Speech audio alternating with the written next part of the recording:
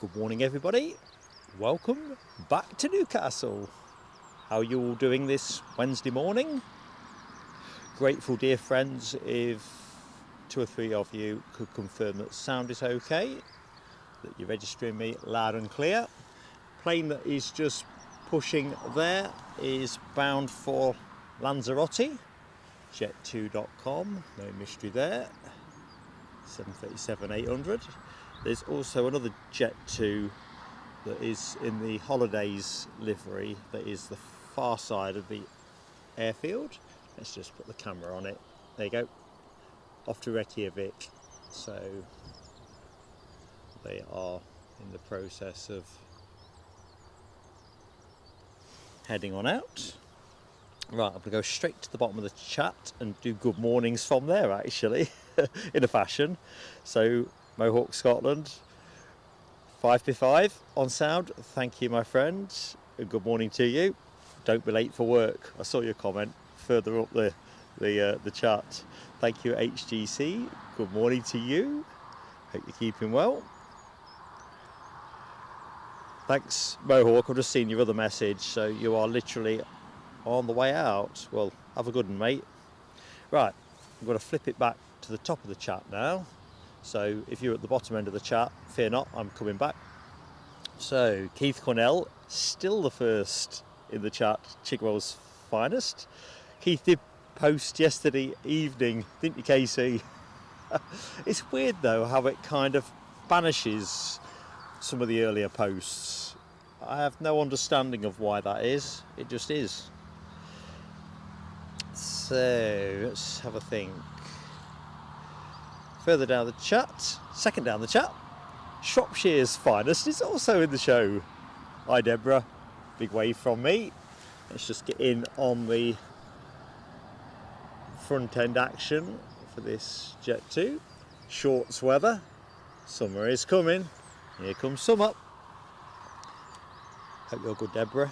Anyway, so a bit further down, Scottish Linda, change of plans. Well, not really. On Sunday I did say that we'd be back here, but also that I put a community post out, so I rather belatedly did that this morning. The thumbnail went out yesterday. You know the old thing, you want to wait and see how the schedule inks in. You don't want to come here and find there's a lot of gaps.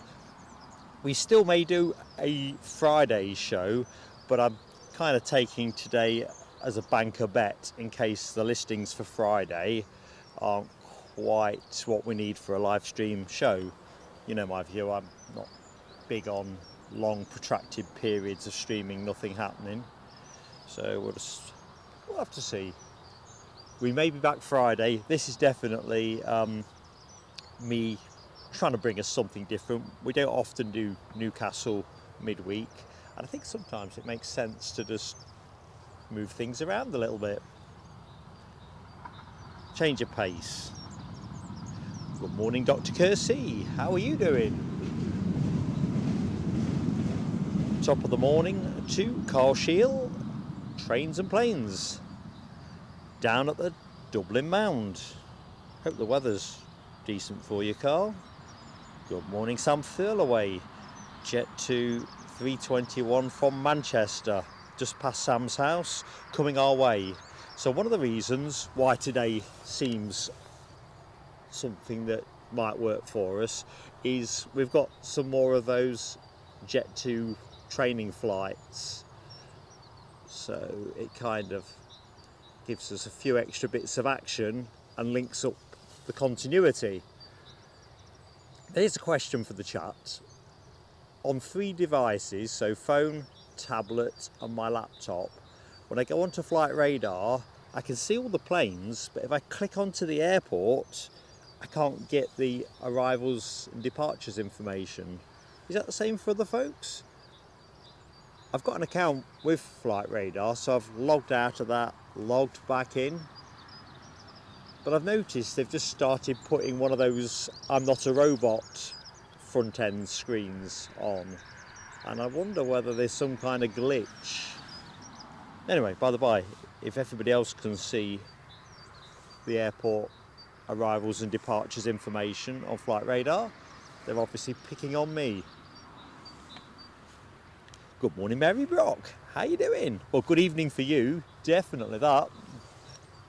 How's tricks?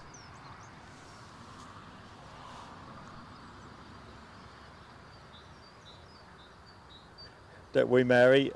I can't promise I'm going to stream on the 9th of April, but I do know it's your birthday, and if it's possible to do a stream that day and it works out as good entertainment for everybody, we'll do it. Got a few moving parts around that, so I can't, that's why I'm not promising anything. This plane, off to Reykjavik. Be nice though. To be honest, I'm quite enjoying being down here on a Wednesday. It's giving me the sense that it's a Friday, given that we more typically do a Friday. Good morning to Ferry Hill Train Spotter. So you can get in to the airport arrival and departure information. Let's just see if anything's changed for me. No, it's utterly dead on 3 different devices, so I'm a bit puzzled. So I'm kind of okay for what I can see on the screen in terms of arrival and departure. In terms of just generally dropping into the listings, I can't see a sausage. It was there at tea time yesterday when I made my final checks, and then when I got up this morning for my final checks, couldn't get in.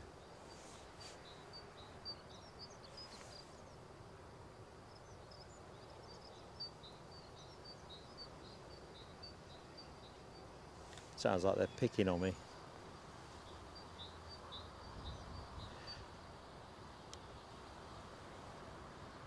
So good morning as well to anybody that doesn't know who I am, joining us for the first time at Newcastle.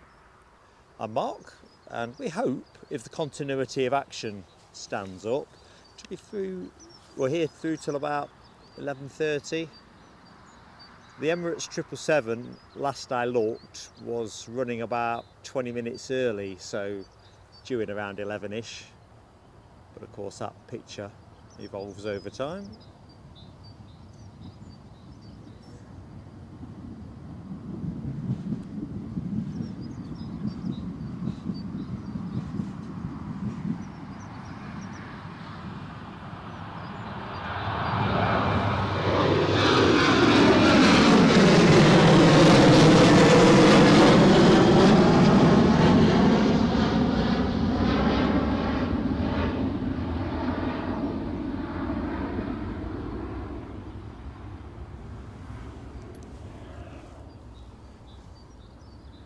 So I was hoping we'd get the, is this Bristol? I think it is Bristol. In fact, if you look carefully, you can see a little bit of the Loganair T-tail on the ERJ 145 midships on the EasyJet. Anyway, that came in about 10 minutes or so before we went live.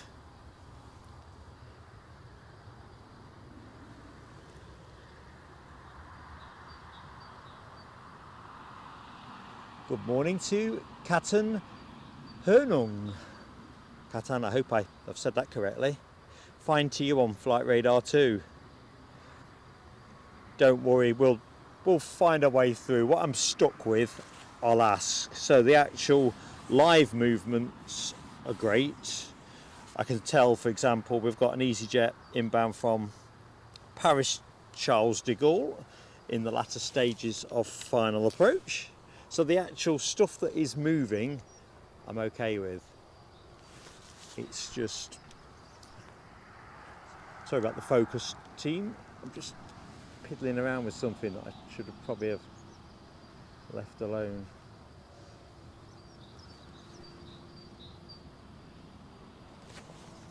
My little foibles.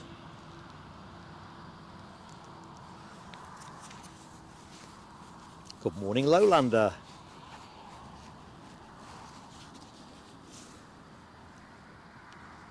That's interesting, Ferry Hill. I'm thinking they've done something, and presumably there's some kind of washout that potentially might affect users, well, this user, It's the first time I've been asked to confirm I'm not a robot. I've never had that before.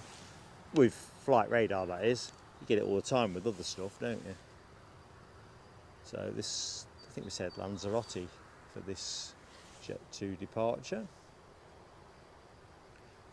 So basically the parking lot here looks very much like everyone's off on a summer holiday. I can see what I think is the Jet 2 positioning training flight from Manchester. That is pretty much in the background. That's the second of the lights. Can't get clean on it yet, so let's just go steady.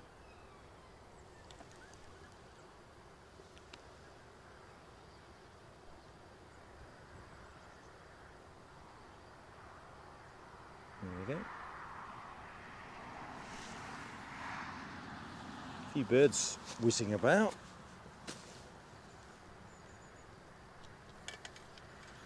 Oh, for God's sake. There's me tempting fate, as usual.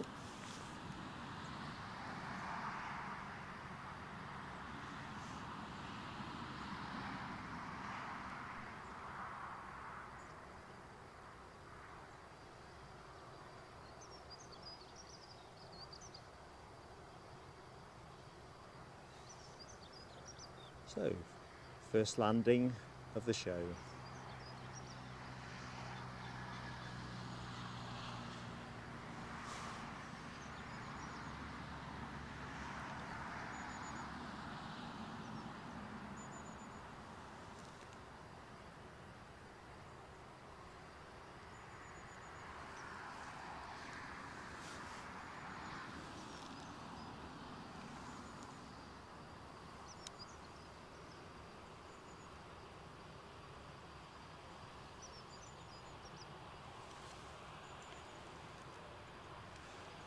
Good morning to Ellie's Boutique.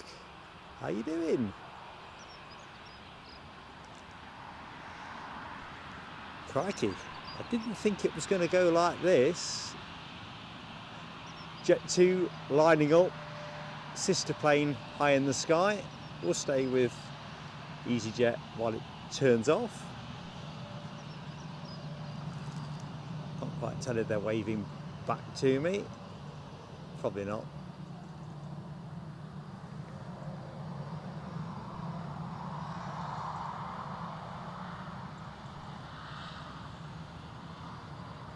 Right, I'd imagine Jet 2 will be rolling because they ain't got time to posture.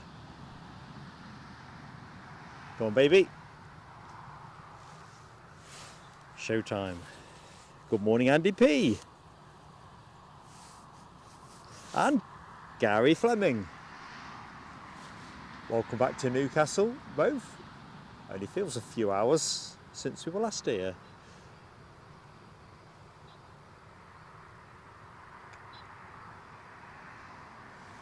It's interesting.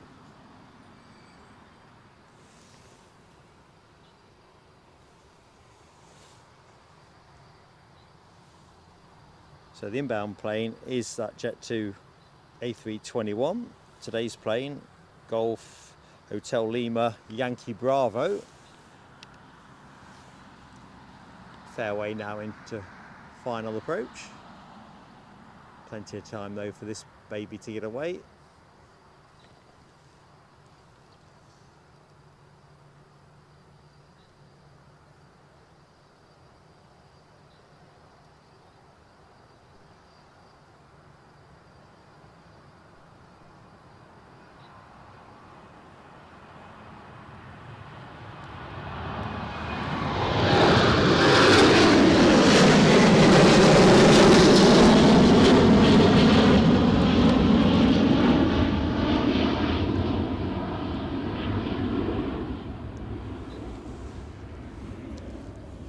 Just going to get this down the other end of the track.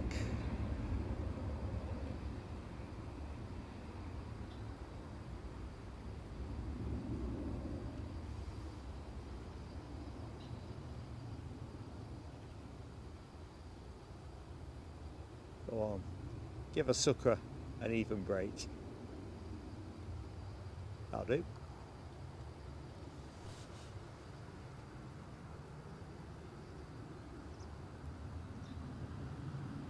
So I think, if memory serves, this will be just doing a loop around the taxiway and then off back out to Prestwick. I think that'll be the pattern.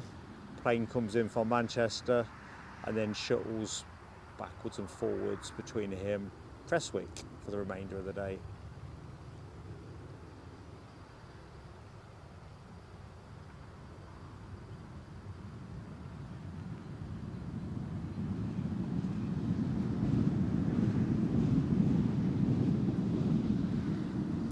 I think this is an aircraft we see a fair bit of up at Edinburgh. The reg definitely looks familiar to me.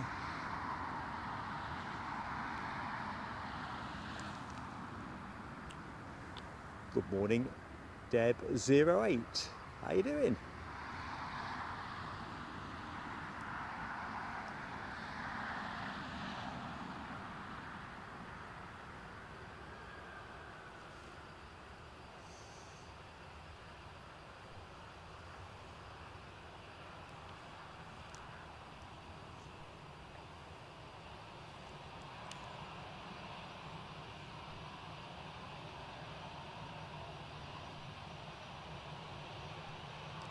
I think if memory serves, this plane was only recently painted in its current colours down at the airborne paint shop at Teesside.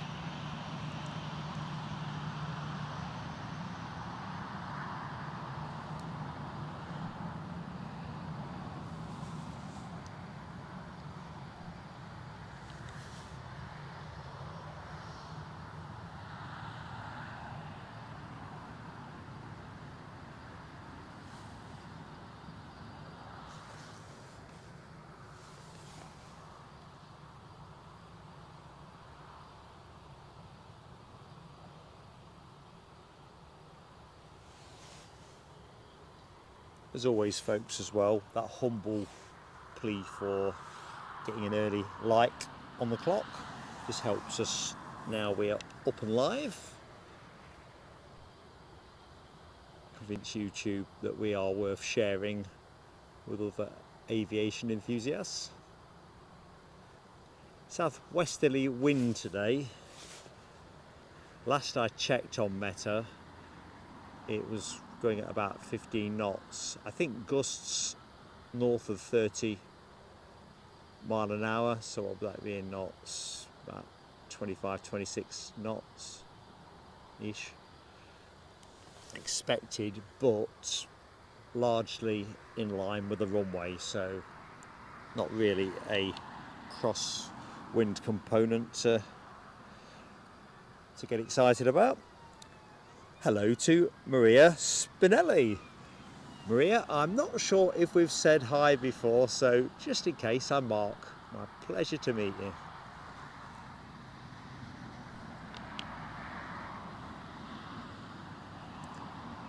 So as anticipated, this aircraft basically going around the loop, it will park up almost certainly at the far end of the taxiway and await its departure slot there. Certainly that's what happened last week. Last Thursday, was it?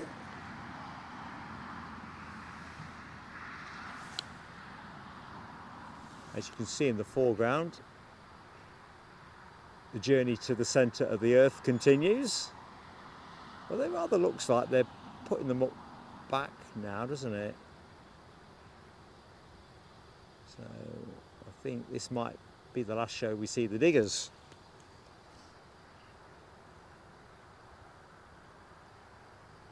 Which obviously, for those of you that like their JCBs, that will be a grievous disappointment. For everybody else, get them out of the way. Carl Shield, see you later, mate.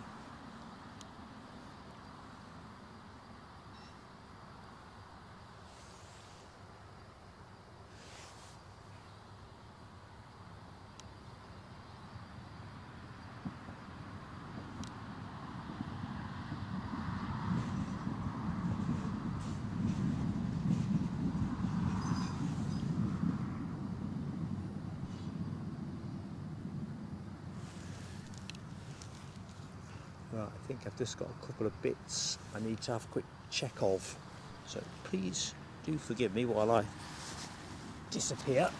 I say disappear, I'm here, but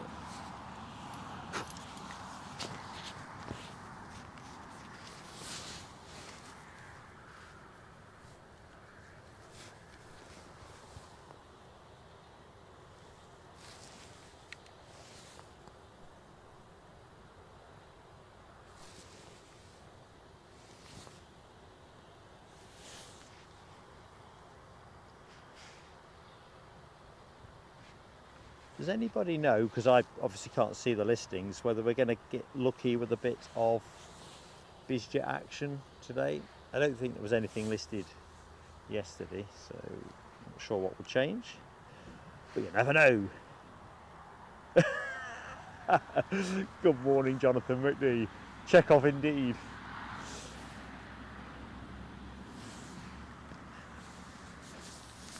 No, this is sadly not a Star Trek stream.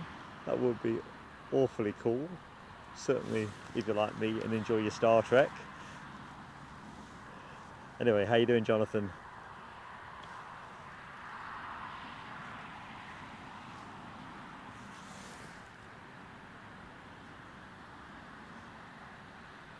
Maybe this is going to go straight out.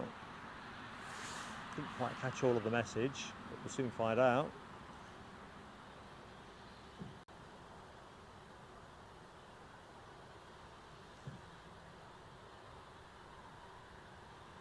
No, parking up.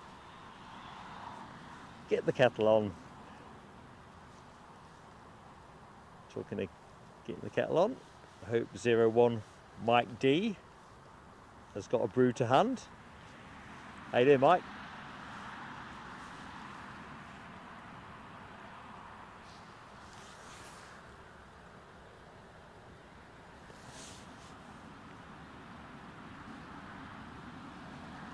Now, I had the firm notion that we were due an ATR fairly early in the show. Beam me up, Scotty, indeed. Scottish Linda. Oh, Linda, I'm glad you're here.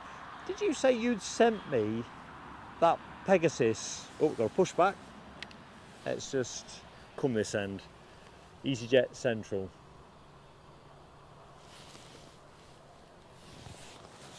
I couldn't remember, Linda, whether you said you'd sent me that or something else. I had a quick check last night, couldn't see.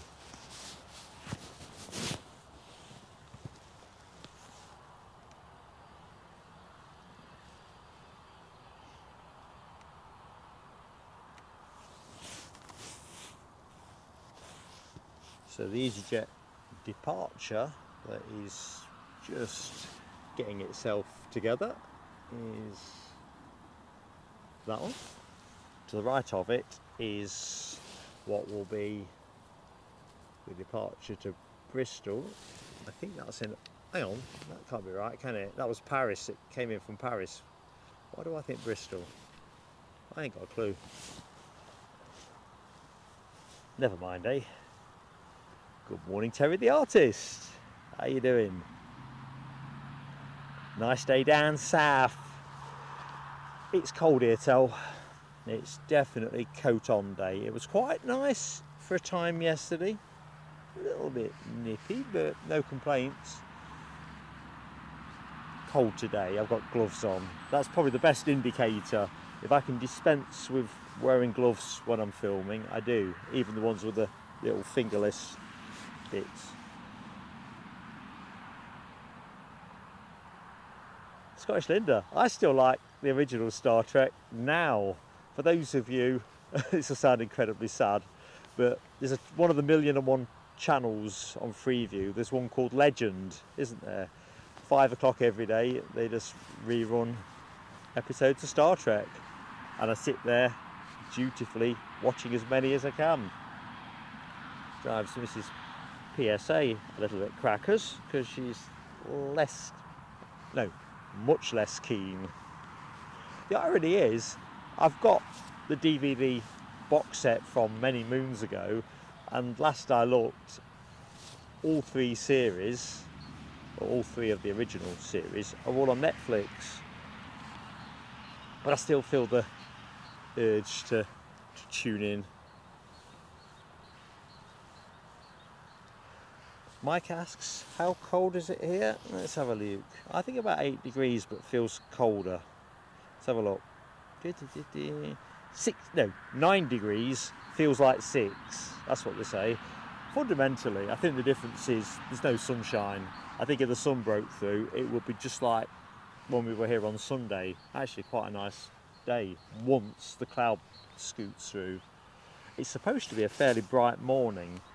Less than 5% chance of rain. Lots of half cloud, half sun graphics on the Met Office site. Ah, Linda, you found it on Netflix as well. It's a classic. Oops, that sound wasn't meant to happen. I hope I don't lose anybody. I'm just reaching for a couple of bits.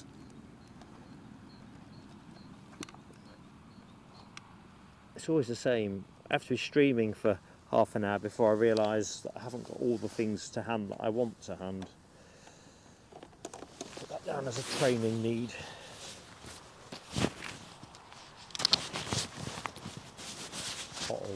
Plane moving. So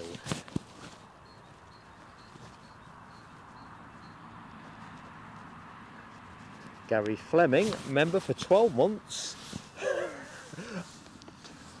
Reminding me that I should have yet again taken that Pegasus down. As you'll notice, I've left the BEA one up as well. I've been rather busy over the last couple of days with one thing and another, which is a poor excuse, but here's Gary's fireworks. I can serve those up.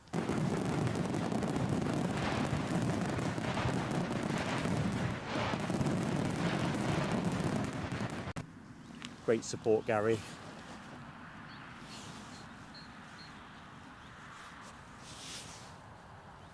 So we've done temperature check.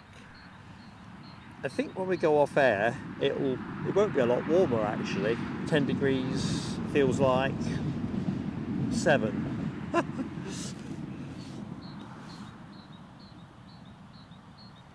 It does feel like spring is on its way in though. Even those temperatures might cause you to think otherwise. You know, when I set out this morning, I left home about 6:30 and it's daylight in a fashion. Well, it is daylight, not in a fashion, it's just gloomy daylight.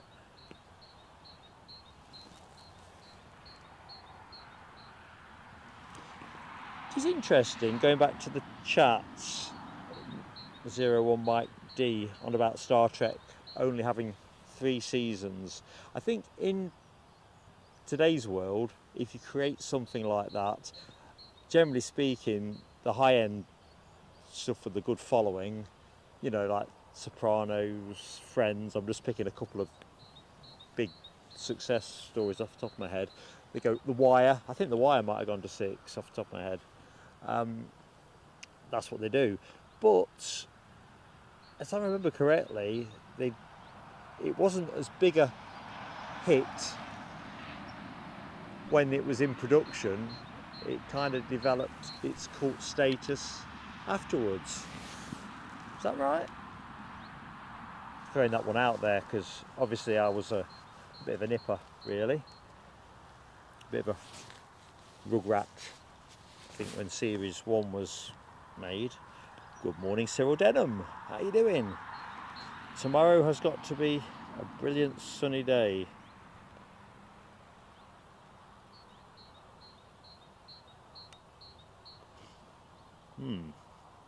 That's interesting. It's definitely going to be sunny here from midday. Tomorrow is going to be sunny, but Cyril, do tell, sunny where? I know you're a jet setter. Good morning, Mark Sanderson. How are you keeping? I do wonder though, you know, like William Shatner, Leonard Nimoy, household names, both in terms of their real names, or stage names at least, and they're the role that made them. I know Shatner has done other stuff like TJ Hooker springs to mind, and probably other things that I've forgotten about. But I wonder, how wealthy did that make them? You know, at the peak of their earning power, were they up somewhere on Beverly Hills? Because you remember there were some cinema films as well. Must have paid out some decent coin, because you can't really do it without those kind of characters in, can you? You know, do the film without Spock, don't bother. Do it without Captain Kirk, don't bother. Same with Scotty and McCoy, Sulu. I don't know how many of the main players are still alive, to be honest. I've got a feeling Sulu might be. Maybe more. Must be smashing though to be part of something like that. And I know folks have differing views on this, because obviously Patrick Stewart and there's, I can't remember, there's been other iterations, but for me it's all about the original series. I just can't break my head out of that one. It's all about the original. Just got so many great catchphrases and sayings.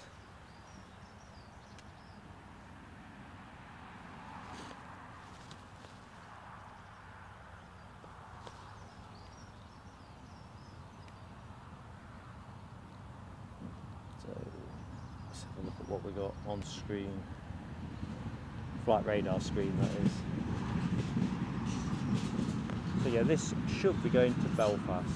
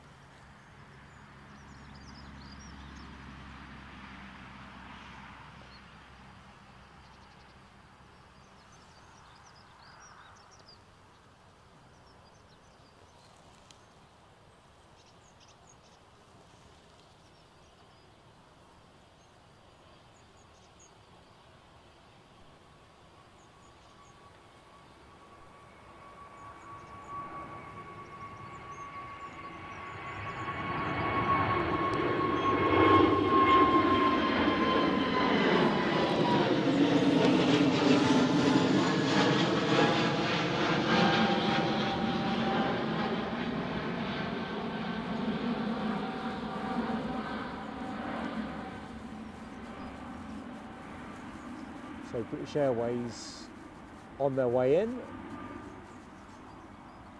Small minutes away for the first BA flight of the show. Sadly, not going to be the BEA Retro. At least it wasn't when I last was able to see the listings. They are just paralleling Whitley Bay at around 2,825 feet.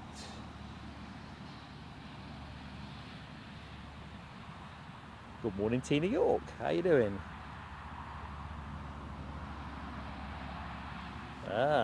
Cyril Denham says BBC Northeast are promising out 15-16 degrees. Might cut the front lawn. I was looking at it a little bit doubtfully yesterday, thinking, shall I do it today? I think I can actually see the inbound BA. Let's see if I can share it with you.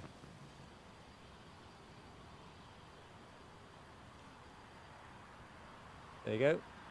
That is your next inbound action. In fact, I think it's likely to be the next action. I see nothing else moving on the deck.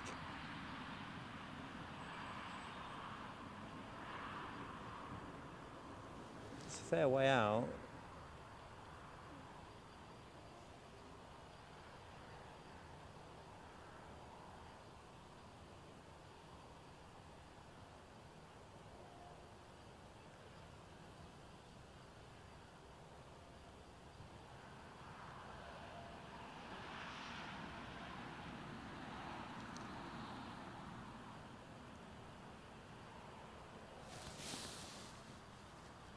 she comes, turning in.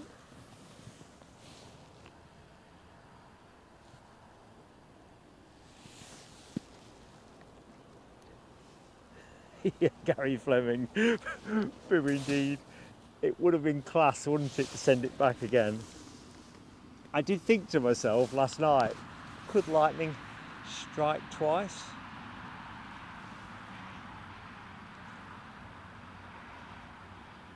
So we'll leave her high on the screen at the minute. She's currently at 2,000 feet.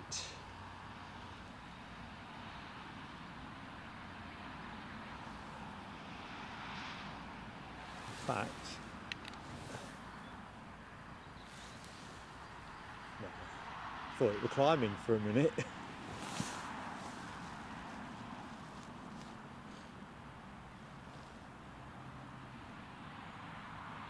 So good morning and welcome to anybody that has just joined the show. If you didn't know me already, I'm Mark.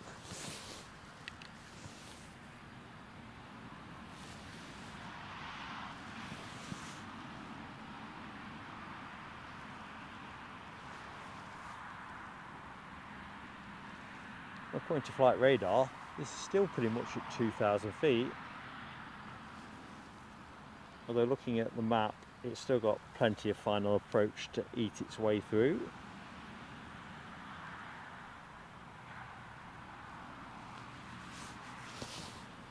And the lights are on and playing havoc with the focus.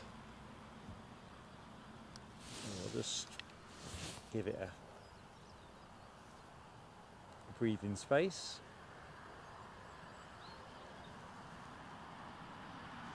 So what, I'm just going to wedge us on that for a minute. I think if we try and battle the landing lights, we'll come off second best.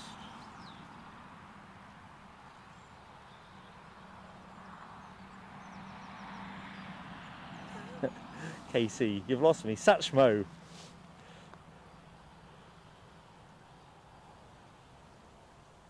Peace be with you. 01 Mike D. Peace be with you.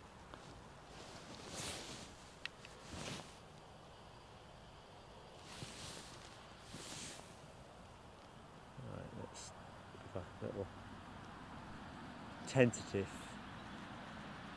look at what can be done here.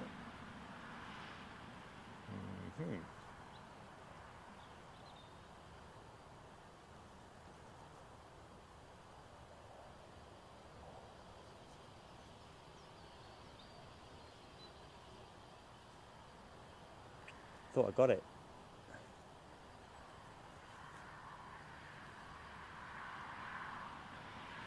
I have now.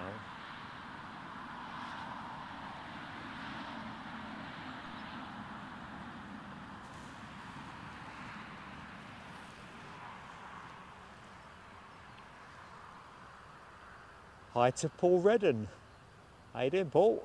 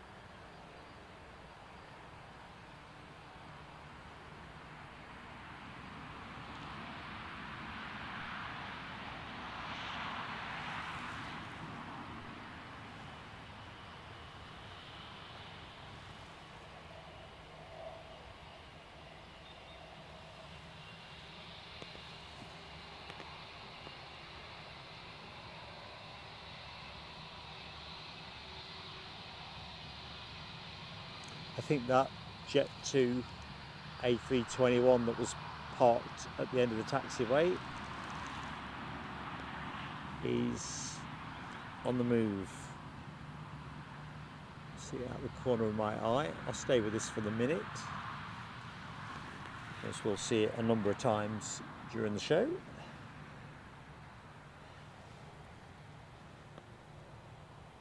Our next arrival is going to be inbound from Bristol, an A320 Neo that departed 40 minutes ago. It's probably quite near Sam Thurlaway now, I'm guessing. Still in the show, Sam? Can you see it?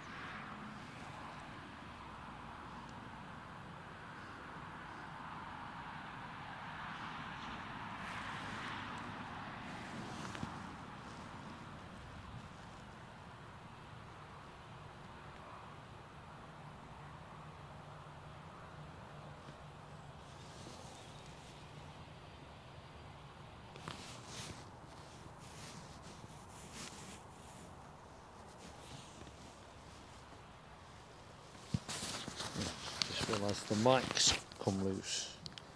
Let's fix that.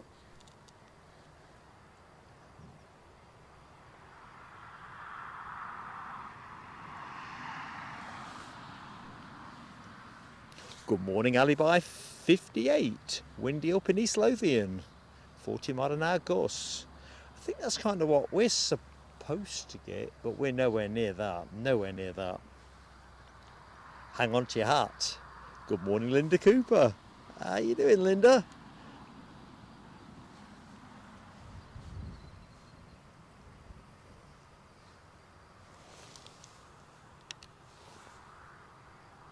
I think we're supposed to get somewhere in the 30s during the course of the show. I avoided recaptioning it gusty or windy or anything because it's pretty much line astern with a runway, so it's windy and what. Sounds more exciting where you are, Alibi, wind-wise.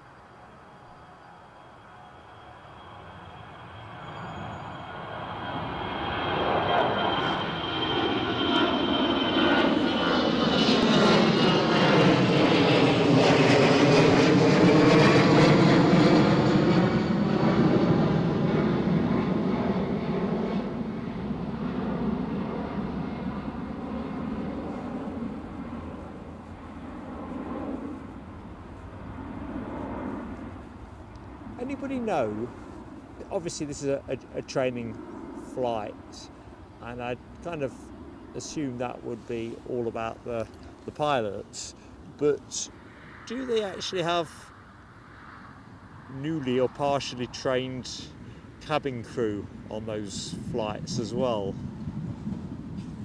I don't know. Never been on one, just find myself wondering. Good to read, Linda Cooper. Good to read.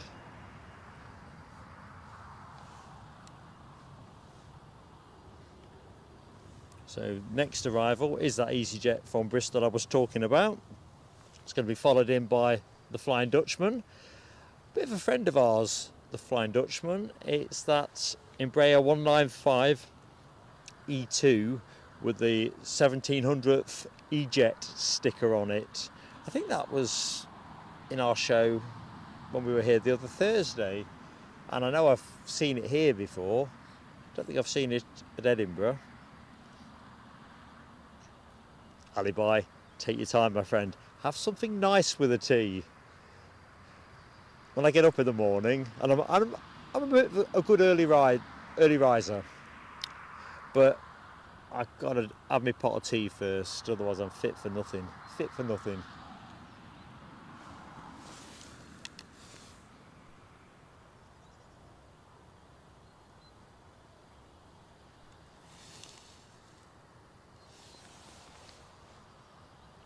Hi to Patricia Finn.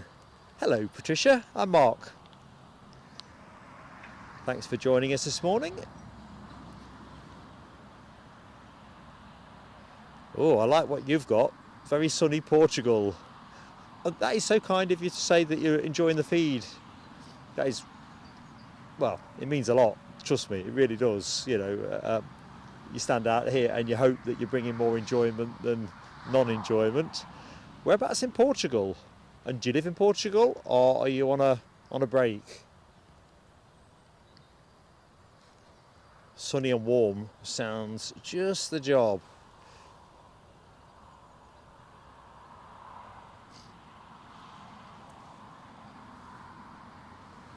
We've got the fire brigade doing their standard standing patrols, unless my eyes deceive me. No, they don't. So they've got a tender on their way to the BizJet park, well, BizJet flying school, etc.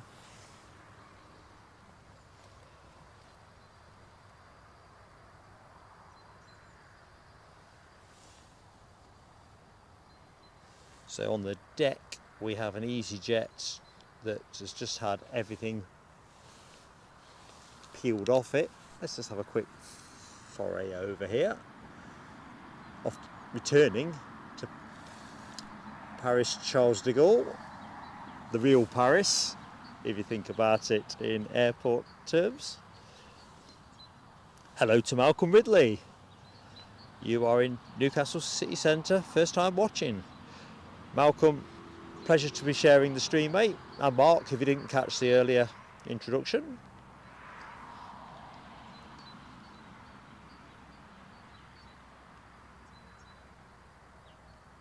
So in terms of what we're doing next, I'll mention it a couple of times through the stream so that people know. Sunday, definitely Edinburgh. That's the thumbnail for that will probably go out Thursday. We may do a Friday show this week, but primarily we're here on the Wednesday, just in case the Friday action doesn't make for a decent stream. You know how it is. You know roughly what you think you're going to see, and winter timetable just bleeding out is, it can be a bit hitty missy.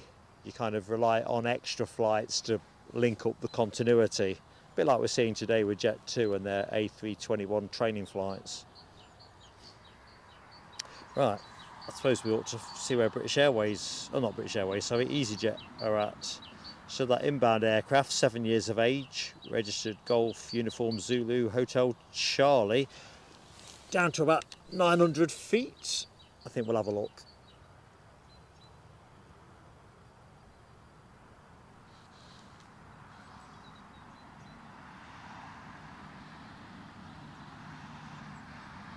Nah. Daring me to zoom in too quickly.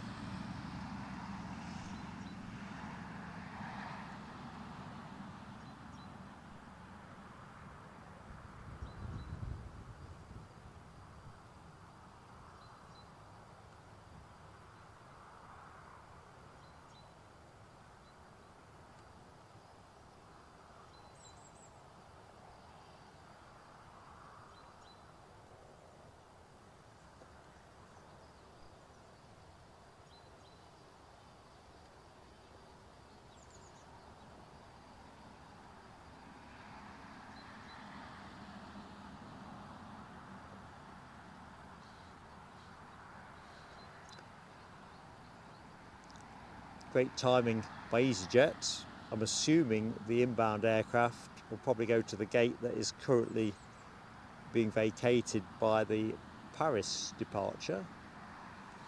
It's a theory.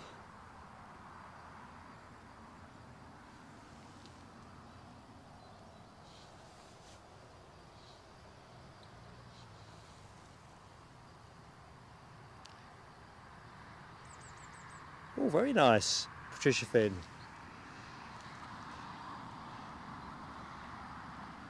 Lagos. I'm loving the sound of the weather.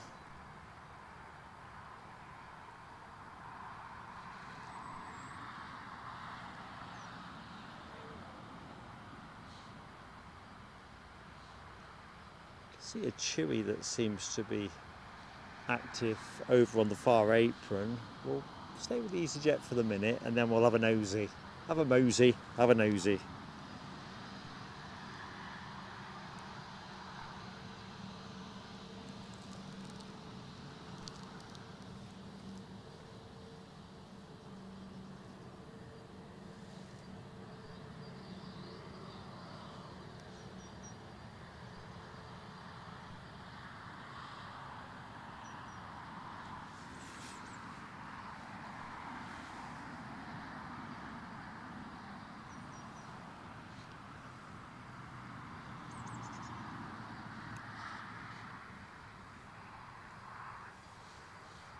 So KLM next in. Not sure how high they are at the minute. Kind of looks in that 1500 to 1000 foot kind of range. So we'll perhaps pick it up in a minute. I don't think we'll do battle with the aircraft lights prematurely. Good morning, Yorkshire biker. Top of the morning to you, Squire.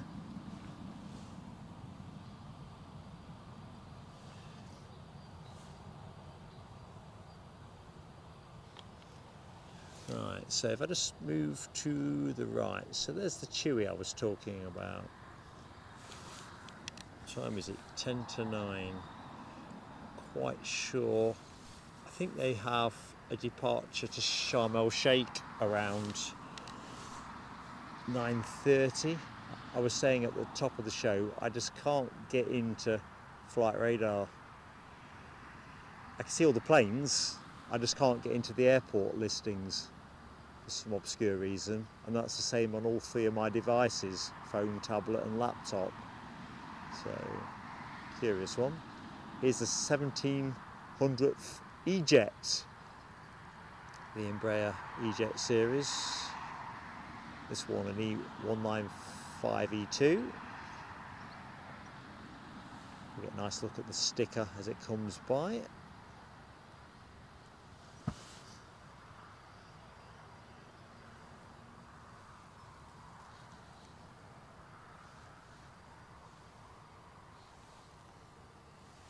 So, flight plan today, folks, for anyone who didn't catch it at the start. We plan to finish around 11:30. The 777 was running early, and I'd be grateful if anyone could sing that one up in the chat in terms of where it's at the minute, what time it's expected in. But it's all about the continuity of action. I think with those Jet 2 training flights, there's a sticker.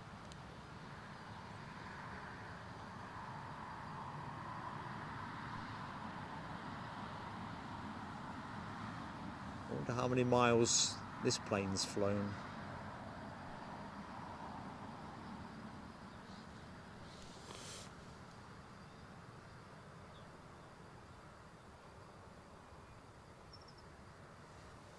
I always think the short haul stuff is probably harder on the kit. A bit like driving around town in your car a lot compared with motorway driving. Not exactly the same, but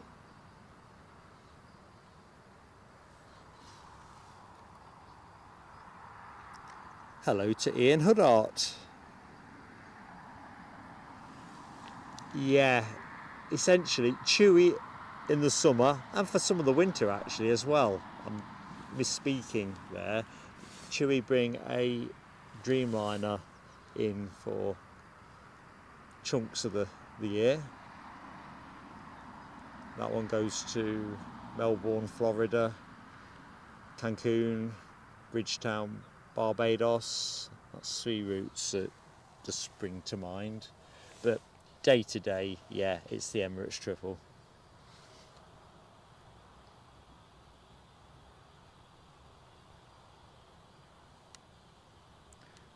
Stretch the map out and see what's what.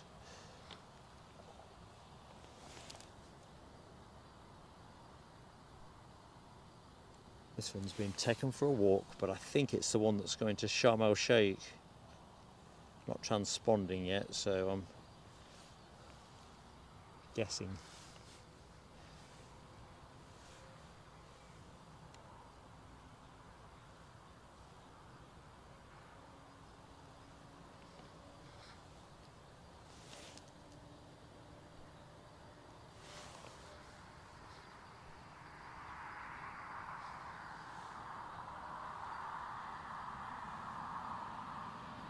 Thank you, Linda Cooper.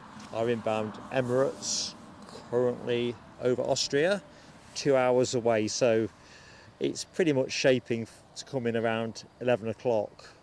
So that could materially affect the finish time. We might be a bit earlier today on that basis. We'll just see how it all hangs together. If there's enough action to make 11:30, we'll stick with 11:30, but if it kind of dries up, we'll take the early finish. I'm guessing we'll all fancy a bit of lunch.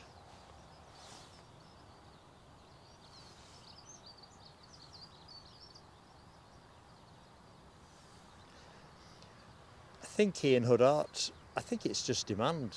I think it's interesting because I intuitively would have thought we would have a bit more heavy action, and with Saudi Arabia's link with the ownership of the football club, there's kind of fairly regular speculation locally that Saudi might eventually put a route on here.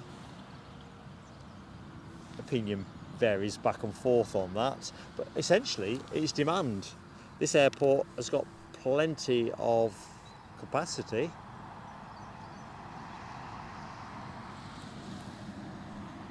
Saying that, and for friends in the show that have used Newcastle, the actual facilities, you know, the footfall kind of thing, it is a small airport, and if you had quite a few large flights start to come through, I do wonder whether the passenger experience would be negatively impacted significantly.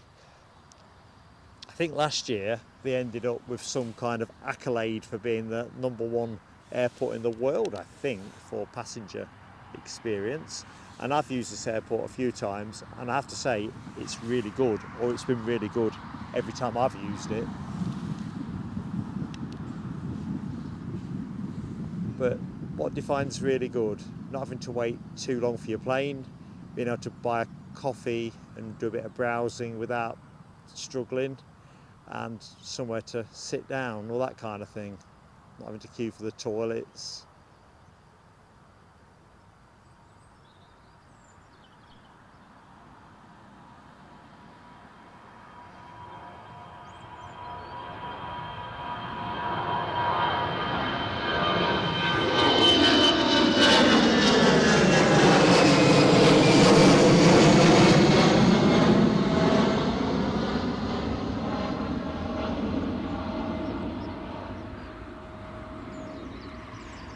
You see, I'm one of those people that really enjoys Heathrow Terminal 5. Don't know what people in the chat think that have used it. Obviously, if it was a bad day at the airport, you're not going to enjoy anybody's airside facility.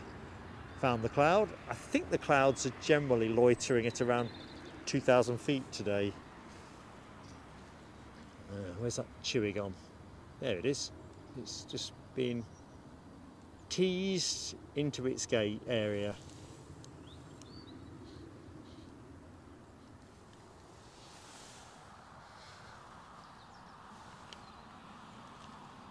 All right, Yorkshire biker. Sorry, I must have misunderstood with that one. 11:20. That is the scheduled time. Ah, got your second message. So you and Linda perfectly aligned. 11 o'clock. Roger that, my friend. Roger that.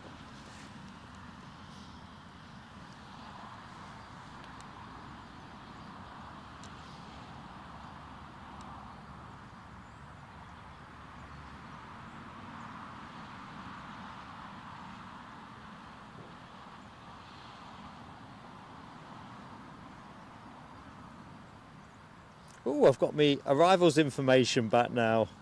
I've been brought back to life. Let's just see how we're shaping up then. So, next arrival for us. Looks like we've got a bit of a wait for arrivals. So, let's have a look.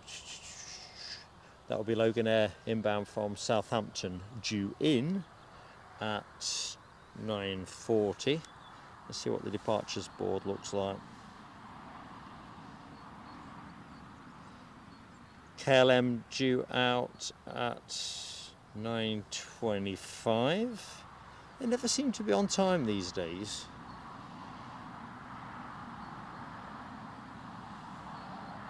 Jet2's Tenerife departure was due out at 8:40, now showing 9:30.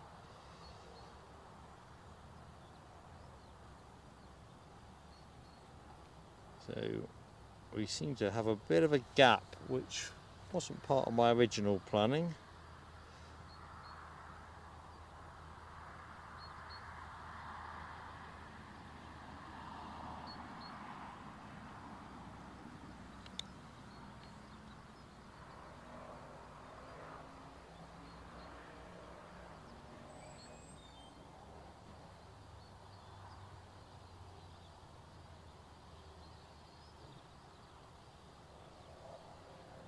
Yeah, no Pegasus today.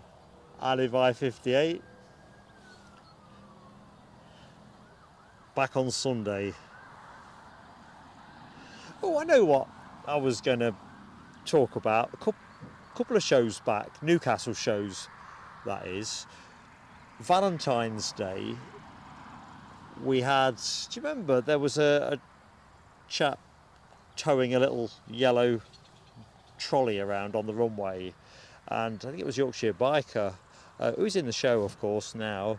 It was on about runway, could it be a runway friction checker, because we had seen one of those previously up at Edinburgh, I think it was. So I did a bit of post-show investigation, so there you go, from that particular show. So that little yellow trolley at the back, yeah, is a friction checker.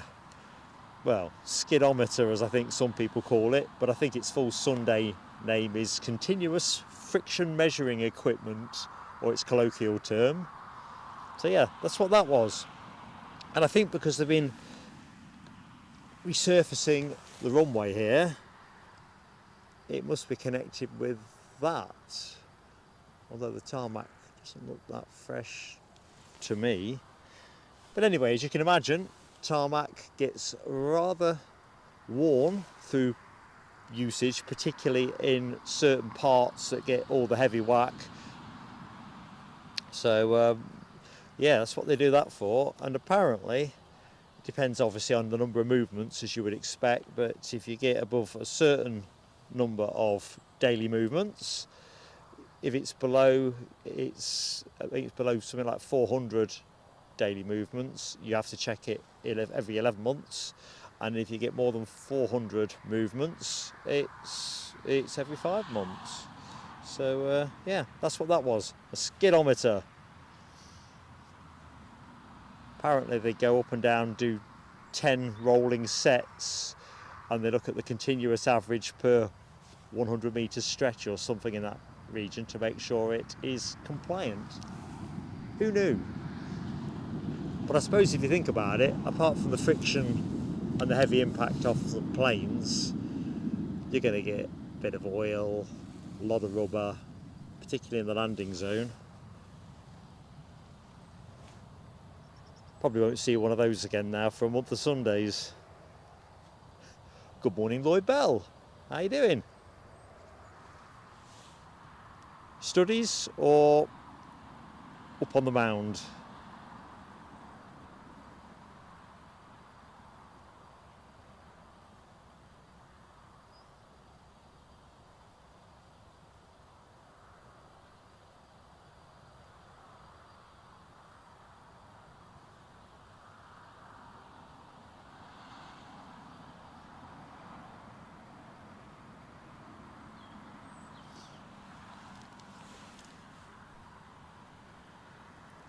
Jog the camera around, see what we can spy.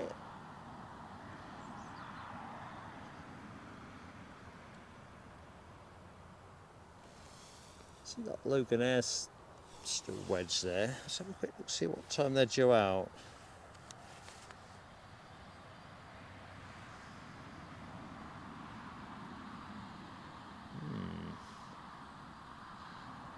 We're not going to flight radar. I don't think we're due to see a Loganair departure during the show. I always thought we had something from them, but we don't normally do Wednesday. Oh, here we go.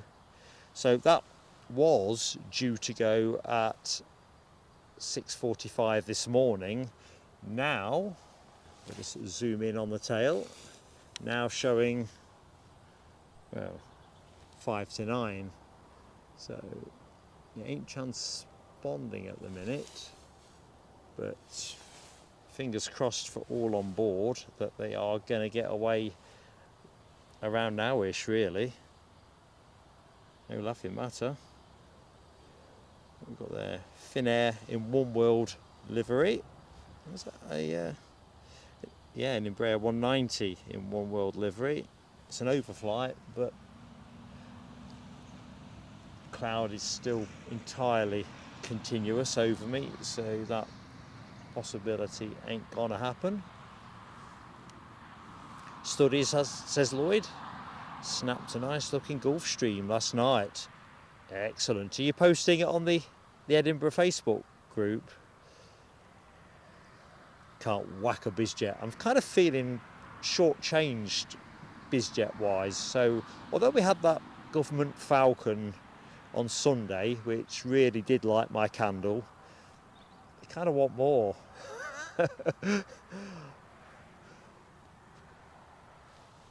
We definitely need a bit more biz in the show, both here and Edinburgh. Edinburgh can be a real goldmine for it.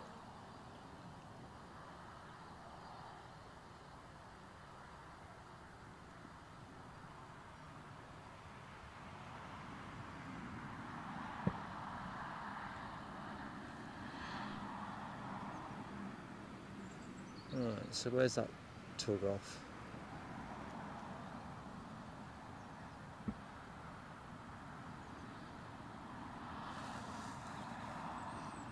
Just going to wait there for the minute.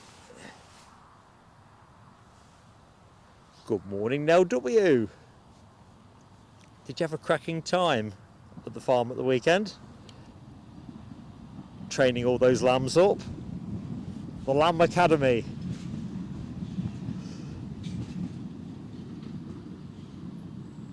Excellent, Lloyd. I'll look out for that. Ah, Linda saw the Loganair with a little green square. That's the Isle of Man one, isn't it? Although sometimes I don't think it looks as green as advertised.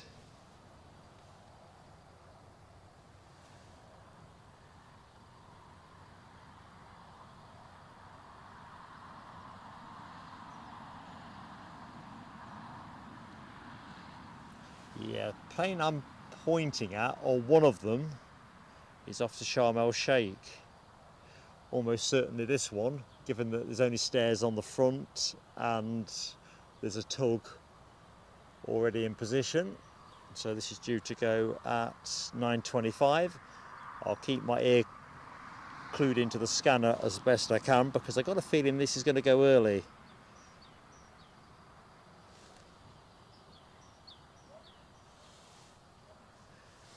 Gary Fleming, Alibi, you're not torturing yourselves over football, are you? I think I'm renouncing football.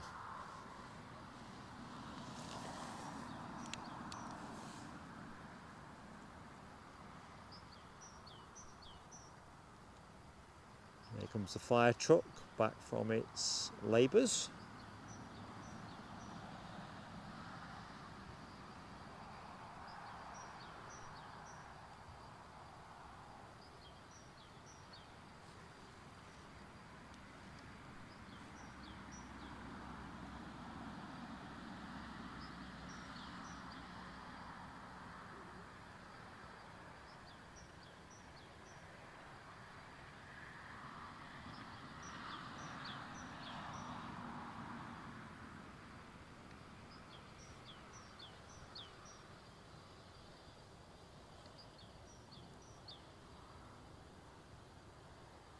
So pump 3, if I remember correctly, I've not thought about this for a while, I think they have 4 permanent pumps here, I don't think it's 6.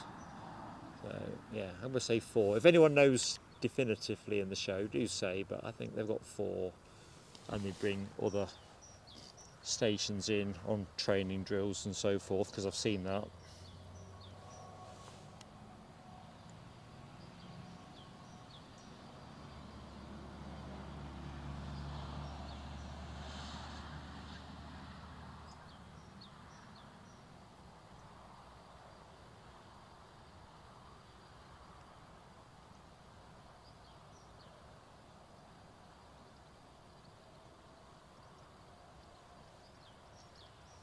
Ooh, that is welcome news. I see from the chat we've got 100 likes up, so thank you HDC and Andy P for breaking the news. Peeler fireworks. Here we go. Thank you everybody that did that, and if you've yet to hit the like, I know we're in a bit of a pause mode at the minute, but we'll pass through that. Likes just help us so much with YouTube. I had to pause there, you know, because the fireworks just wouldn't switch on.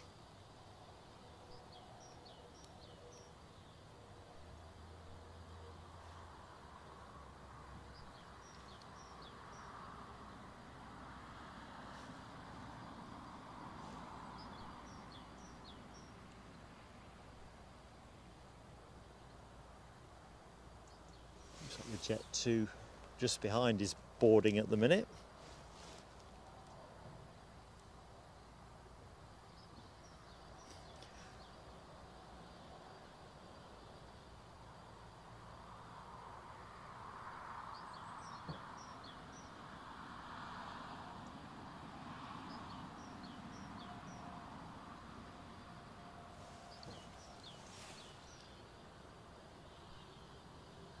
Just caught the pilot on the Chewy checking with ATC that they have their clearance still for their Sharm el Sheikh departure.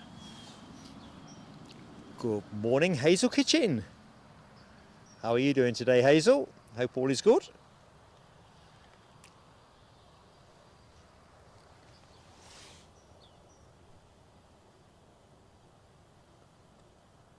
Well, they're looking pretty much good to go, I think. So I think pilot is definitely keen to get things moving.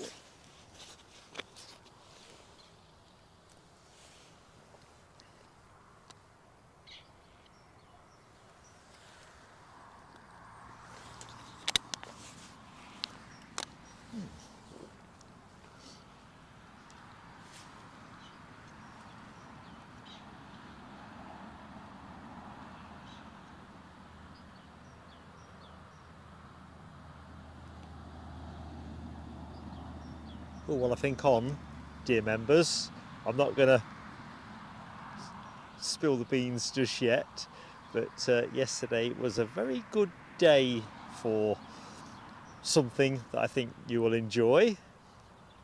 I'll put you out your misery on that one pretty soon, actually, somewhere between now and Sunday. So one of the things I was tidying up yesterday was a bit of unfinished business. That's the only clue you are getting on that one. Unfinished business. That's going to be finished business, weather permitting, pretty soon. There you go. There's enough information to work with there.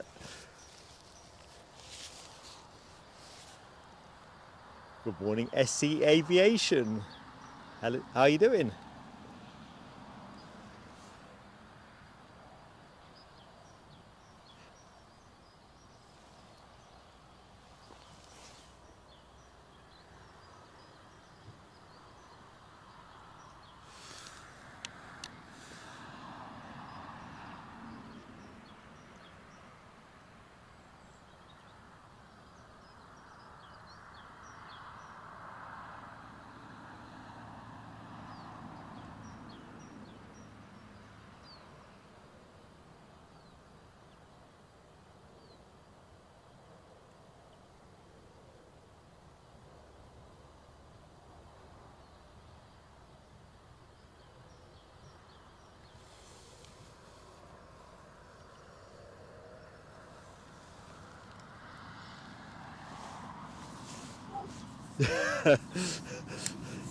Alibi, if only that was true.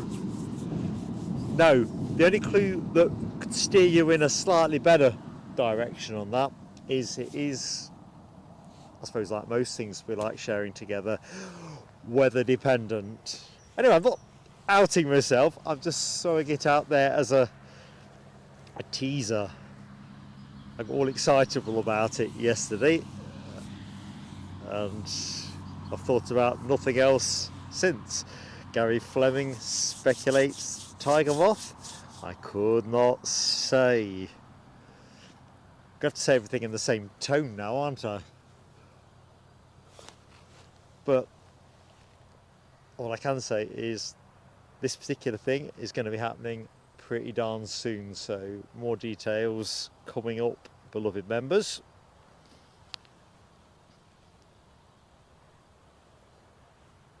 Ooh, helicopter. So much mistaken. If it's not a helicopter, it's a hell of a booming lawnmower. I can't see anything transponding though, so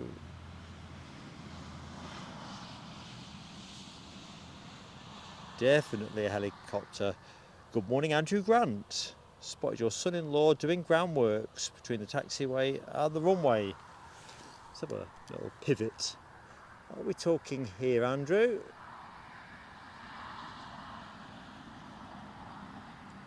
And if so, what are they doing? It kind of looks like a drainage thing. When you look at those kind of pieces.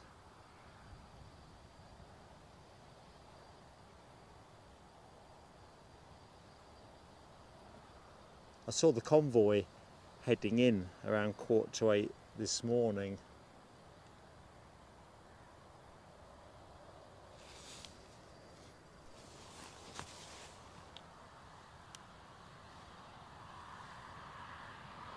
Yeah, Yorkshire biker, you know me, I can't keep a secret. I'll have probably spilt the beans by the end of the show.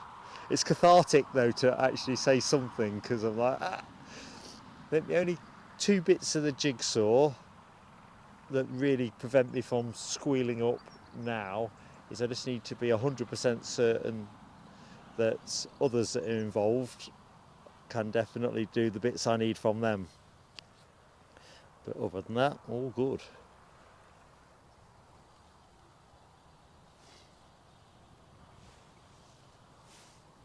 So nothing at the minute transponding. Bases are loaded though, so if you've just joined the show, we should be pivoting to action. This significantly delayed Loganair departure to Southampton is, well, it isn't cancelled as far as I know. It was due out at 7:15 this morning.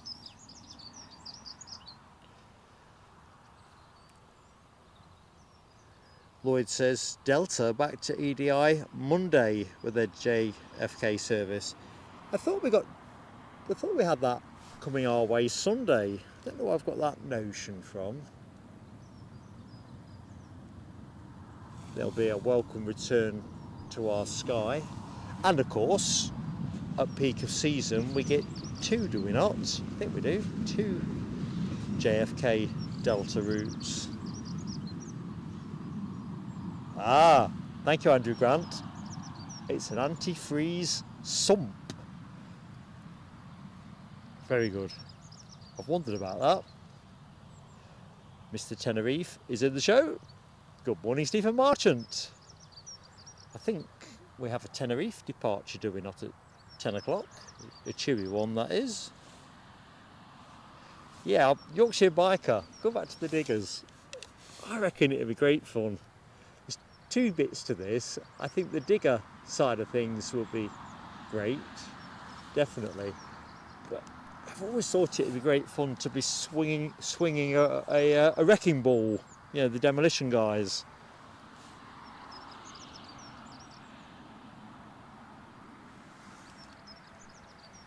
Boys' toys and all that.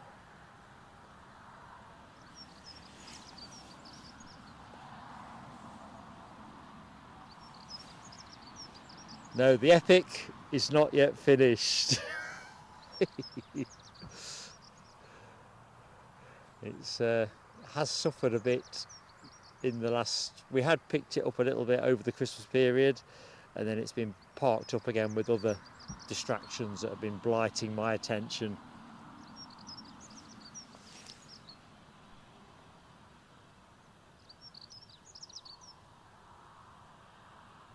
I wish we'd just done it simple now and just decided to put it out as a you see what you see kind of gig, but it was just too good a day to do that with. but it would have been the best approach in retrospect, definitely.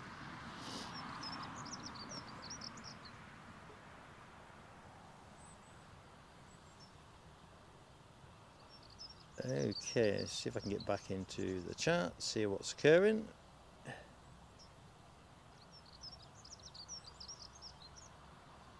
So what would be nice, bit of unexpected military action. I don't think that's likely to be our fortune in life, but I feel like we haven't seen enough military recently.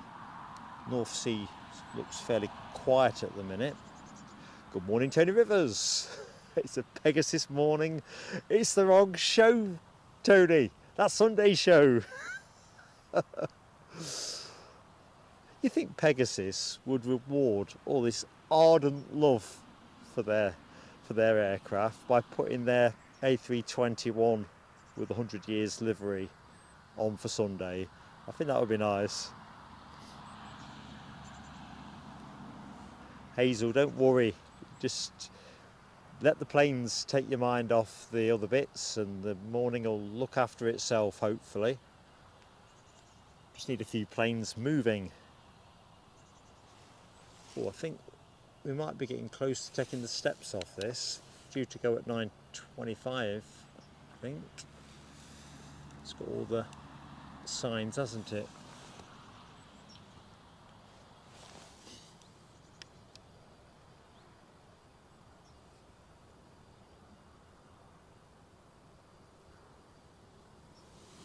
Right, we've got some action, although I can't see it on flight radar.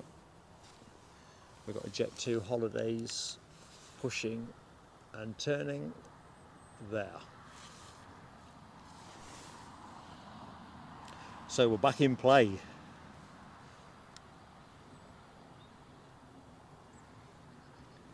So plane you were looking at a bit of, a souvenir size piece of the plane, is going to be going Tenerife.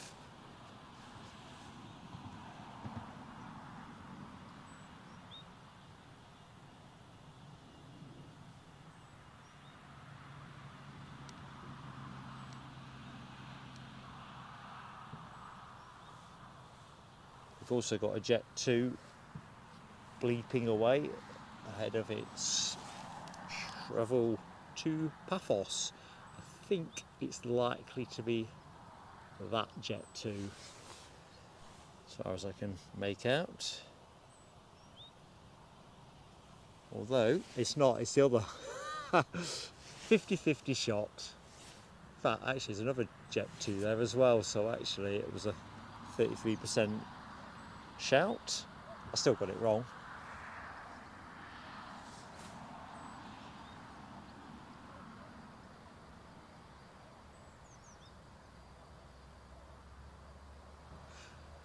Yeah, I think Scottish Linda finding that horse image on the winglets has it's definitely added another twist to the Pegasus story, hasn't it?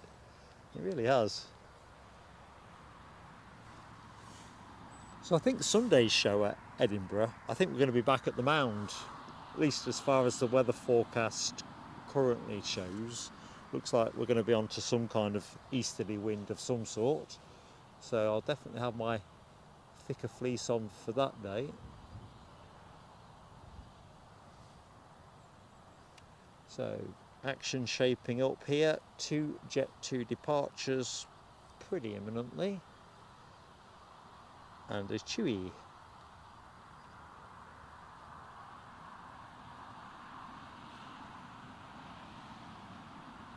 Welcome to anyone that has just joined the show. Welcome to Newcastle.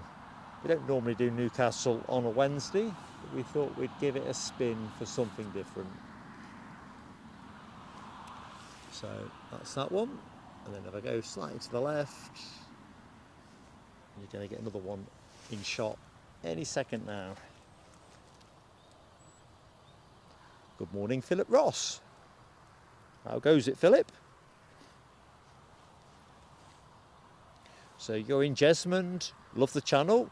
We love having you with us, Philip. Your sister is on the Paphos flight. Awesome stuff. Do you know which side of the plane she's sitting? She's probably in flight safe mode now anyway, I guess, but so we'll go to the Paphos in a jiff. So this is Tenerife, just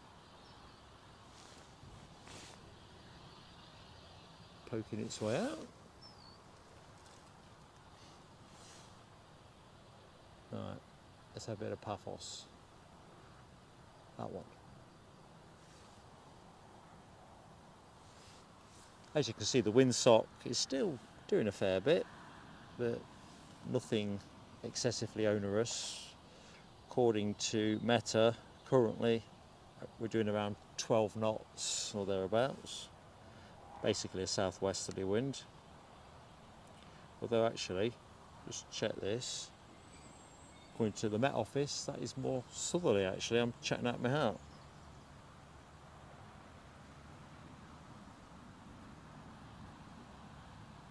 Yeah, I don't think it's southerly. I'm going to stick with that. I think it's more southwesterly. Not for the first time in my life. I think the Met Office are wrong. Certainly Meta are reporting around 5 knots of crosswind. So it's, you know, be interesting if it does get a little bit gustier later, but I don't think the wind's going to be a major hassle.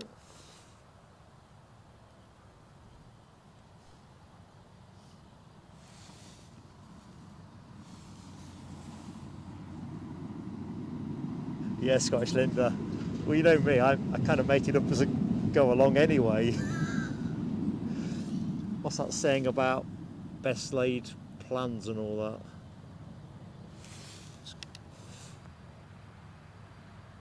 So we've got 2 or 3 departures shaping up.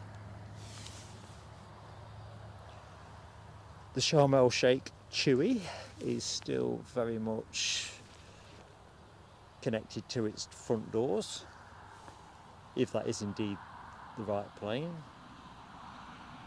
I don't think it is actually. I'm going to change my mind. I think it's the one that is the other side of the jet bridge.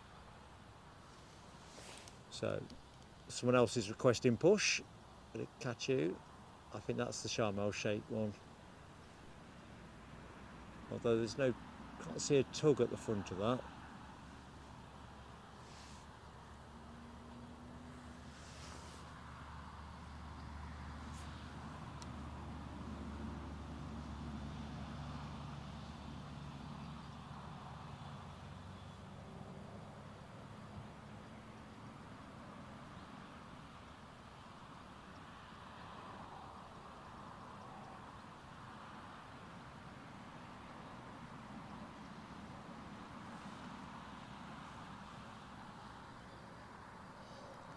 It sounds like everybody has had their bacon roll, had their coffee, and requesting permission to push and turn.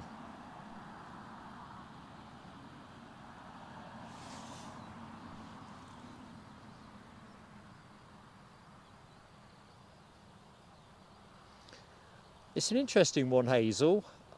I don't think the traffic levels at Humberside would be enough for a live stream show. So I think in terms of catching the unusual and the exceptional could be quite interesting. But from a live stream show point of view, probably trickier. It could be tricky enough here at Newcastle sometimes if the continuity of action don't stand up. Right. See what that one is. Alicante, I think. So, and of course distance and everything and the cost of getting there are other factors.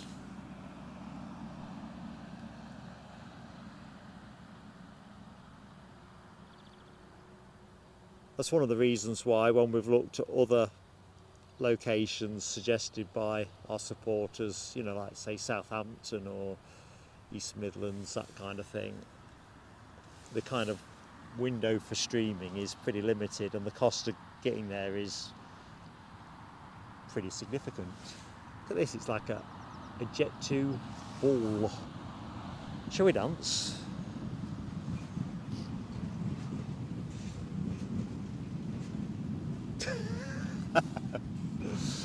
Keith Cornell, behave.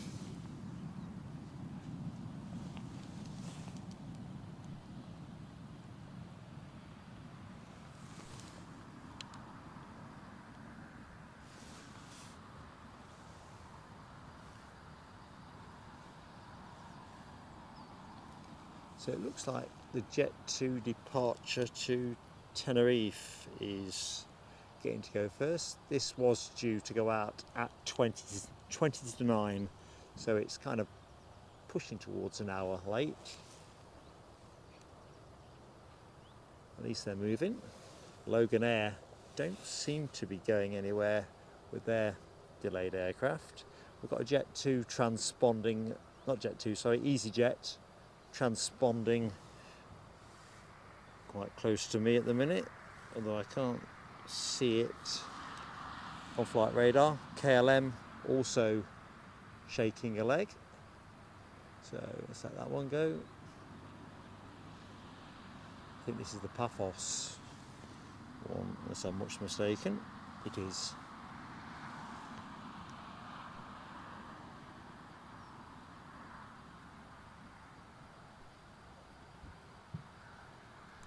Pick those up in a minute.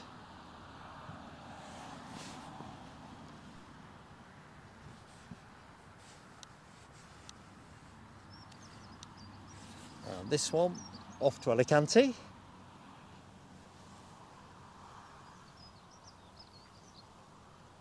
And I think EasyJet are now showing on the screen. They are pushing.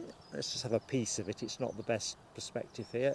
They're doing their push now before they return to Bristol. An A320neo, 7 years of vintage. KLM, I've pushed and turned. There you go. Teaser, KLM teaser.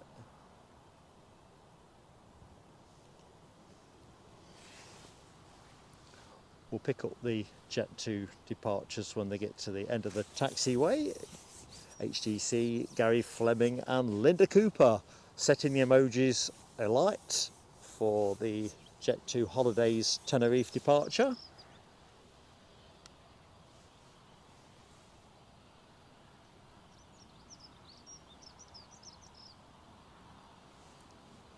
Somebody else calling for push and start. I didn't catch who. Stand 9. I'm assuming that's going to be the Chewy Tenerife. Not Chewy, get there in the end, Sharm el Sheikh departure, which I'm now thinking is that one. But I can see a bit of beacon bleeping.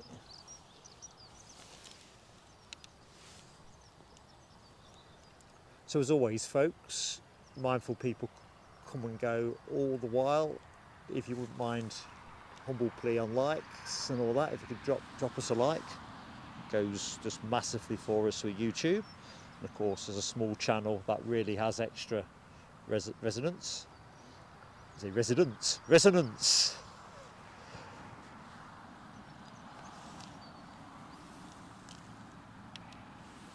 All right, here we go.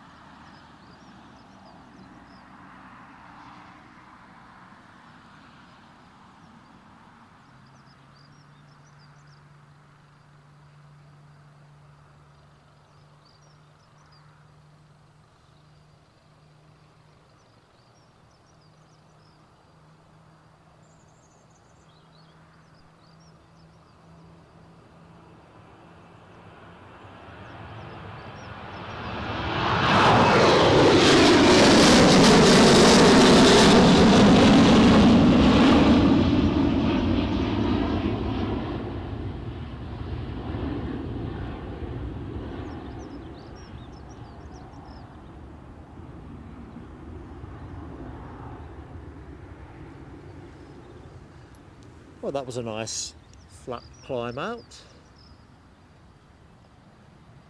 KLM on their way down the track with that 1700 E-Jet sticker. Right, where are we? Paphos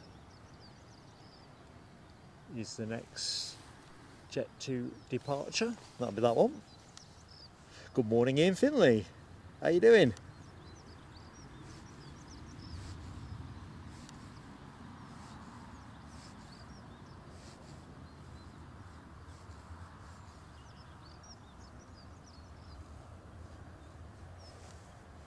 Hello, Michelle Johnson. How are you doing this, I would say, fine morning? I'm hoping it's fine where you are. It's a bit nippy here, but acceptably nippy.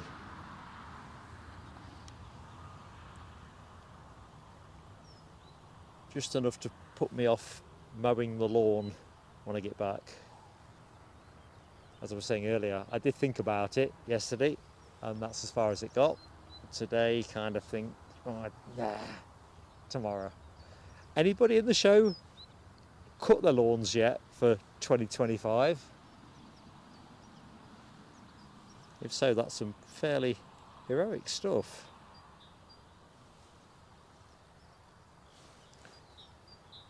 So we've got Jet 2 to Paphos, KLM to Amsterdam, followed by EasyJet to Alicante, Jet 2 to Alicante, EasyJet to Bristol.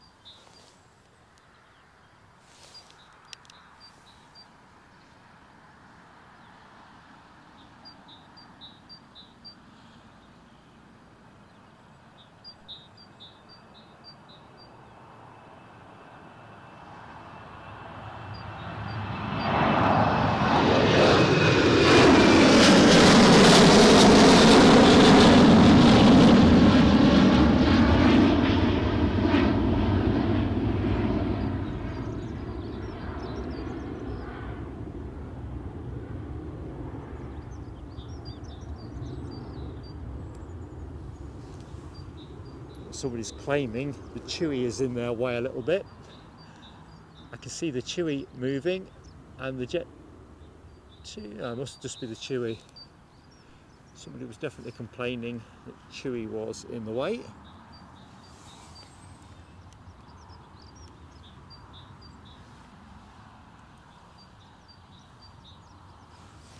Right, let's get to the next departure.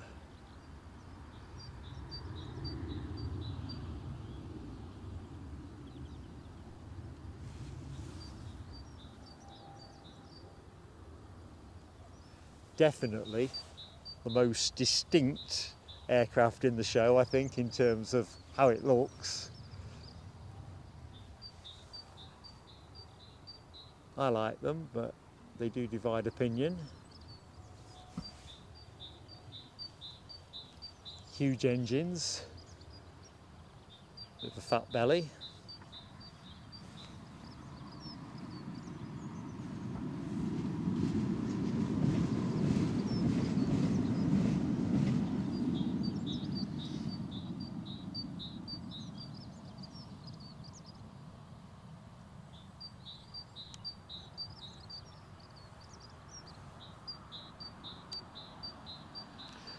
Hello to Macamac. This is Mark Macamac. How you doing? Welcome to the show. Good morning, Maverick 79. Hope things are feeling better, Paul. Yeah, Gary Fleming. Bookies have stopped taking bets on Sunday telescopes. I'll see what I can do.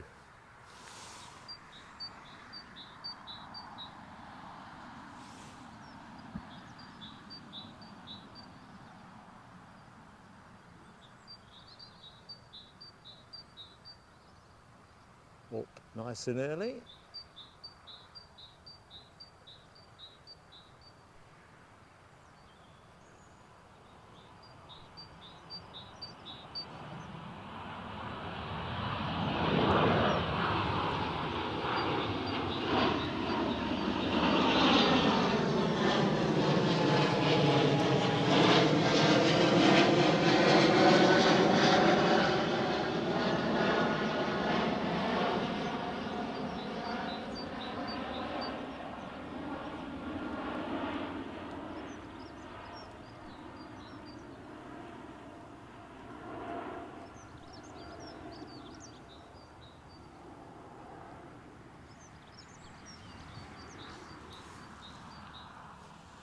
So we have a push and turn over on the far side.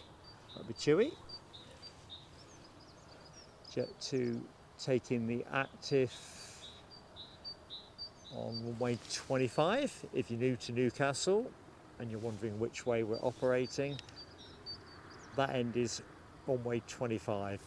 Basically the aircraft coming off the North Sea coast and depart to the west.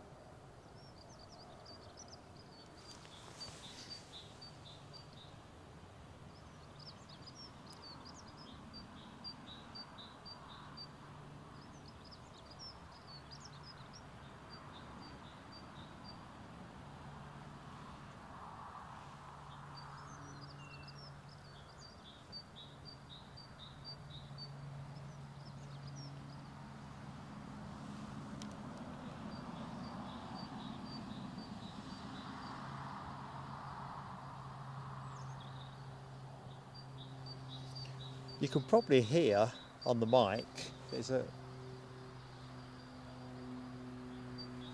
turboprop on its way over us. I think it's a twin, a Cessna 340A, 47 years of age. It's worth checking out on flight radar. Very natty looking.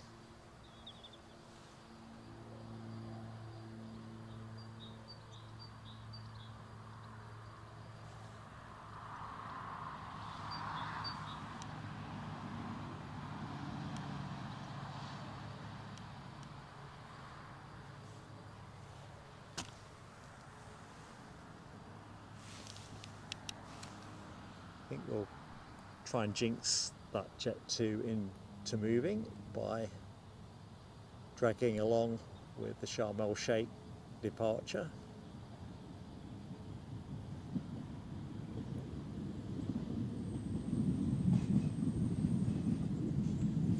Works every time.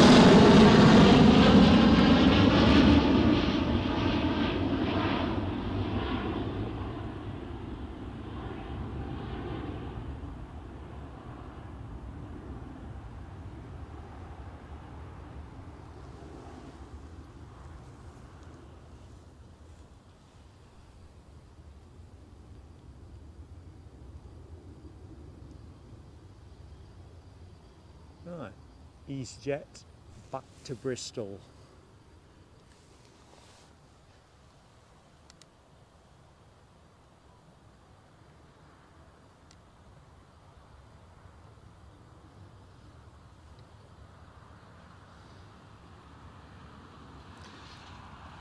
I think that's what I was thinking, Linda Cooper. That's nicely put. Very 1970s colour scheme. Kind of reminded me of some older iteration of a German football shirt or something. But anyway, very natty.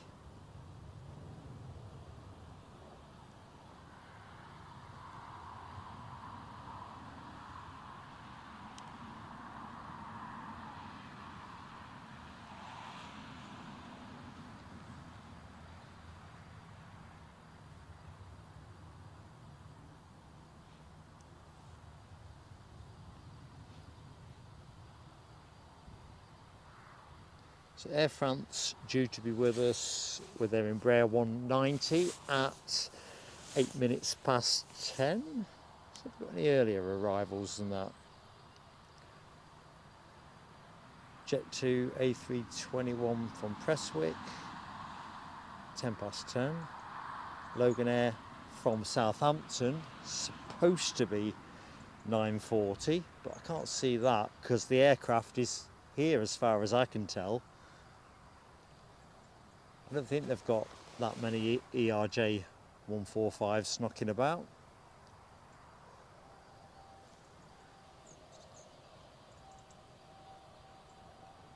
Hazel. I was Weetabix, 3 Weetabix, 2 slices of toast and a pot of tea. That was my breakfast. Hit the spot too. Bacon roll would have definitely glitzed that up a bit, or a sausage sandwich, but none of the above. Tea, cereal and toast.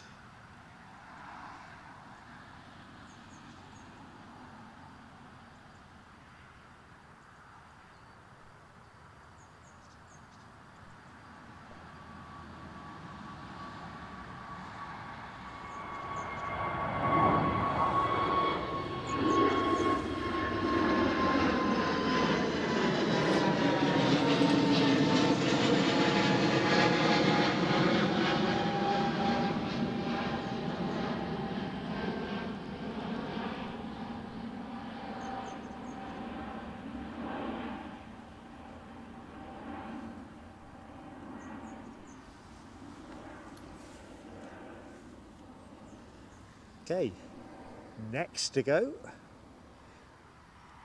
is Chewy 737 to Sharm el Sheikh, nailed on for some better weather.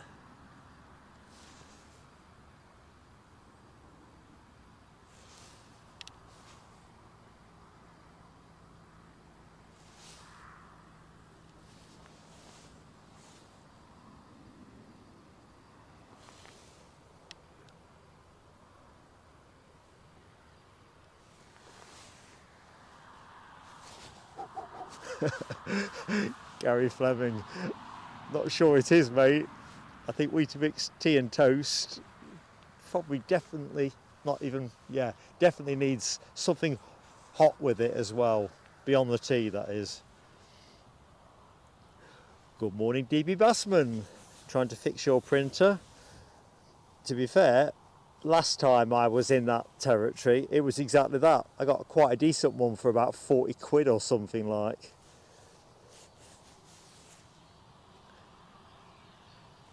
Throwaway society, isn't it, really? Good morning to Alan Lee, not far from here at Seatonburn. Good morning to Nick Gray. Too early for breakfast. To be fair, Nick, if you had pre-breakfast breakfast, if you follow the logic, well, you'd be enormous. The amount of hours of the day that you are awake. Got your regular 3 meals, pre-breakfast, breakfast. I don't know if you do brunch. I always find that if I get up earlier than planned, eat your breakfast at sort of 4:30 in the morning, or on Sundays when I go to Edinburgh, 3:30, and I'm famished around 7 o'clock. In fact, as I think I've said previously, I have like a secondary breakfast when I get to Edinburgh.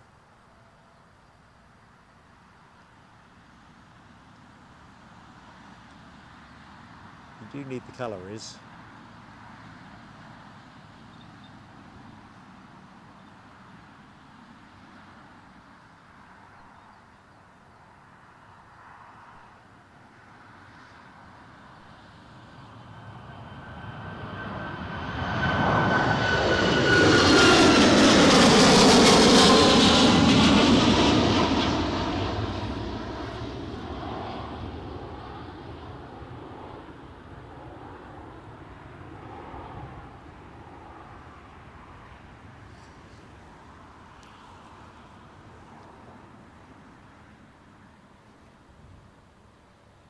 Right, this has got to be the Tenerife departure.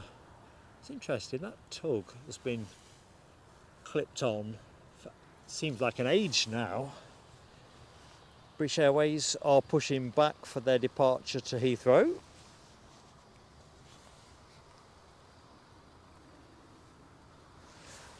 I've seen Stephen Marchant's comment about footage showing planes being scrapped. Case in point, the Jet 2 757s that recently left service. I feel exactly the same about all of this. You know, when you get to the scrapping end of it. When I do the RIAT in the summer, I'm also going down to Kemble, and whereas obviously that is a working airfield as well, it's also where planes do go to die. And I don't know, I've seen a couple of videos myself of the way they go about it. It's quick and it's done, but yeah, it's something slightly ghoulish about it, I suppose. So yeah, it gives me mixed feelings. But you would say circular life as well. Good morning, Yvonne V. How you doing, Yvonne? Hi to Robert D as well. Vigorous wave from Mark. Actually, me doing a vigorous wave, that doesn't sound likely, does it? Yeah, DB Bassman, back to your printer pain. This is the madness. So go and get a printer for, what we've got here, a new printer with 3 months free ink, £59. 2 ink cartridges in Argos, £43. The economics around printers are baffling. I say baffling in terms of, it's a bit of a rip-off, isn't it? And the way they try to make it so that it's harder to use Lucky-like ink cartridges. And even if you do use the Lucky-like ink cartridges, how full are they?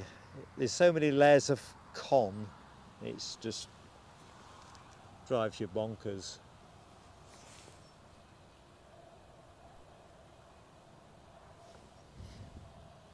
Right, so let's just go to the left. British Airways definitely on their way out. To the left of them, Logan Air. I think they're just going to cancel that flight if they haven't already. Let's just see.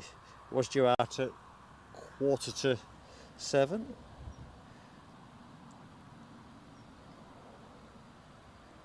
Whatever it is must be a hefty problem. So estimated 10:40 now for that. So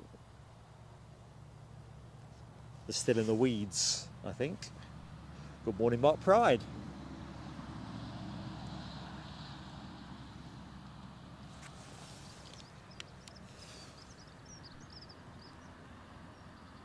So, if anyone that's just joined the show, the Emirates triple, our big heavy, looks like an 11 o'clock arrival. So, 20 minutes early, that'd be nice.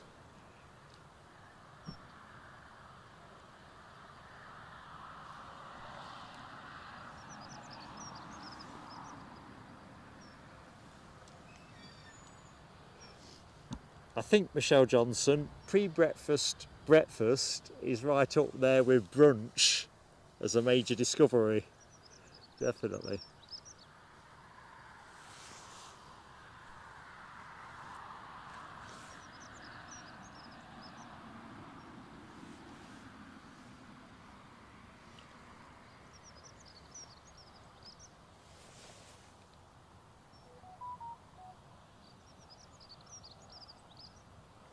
DP Bassman, finished porridge and banana for breakfast.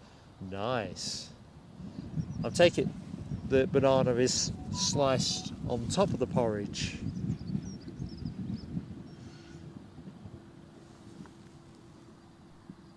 Ooh, Ian Finley too. Seems like the way to go.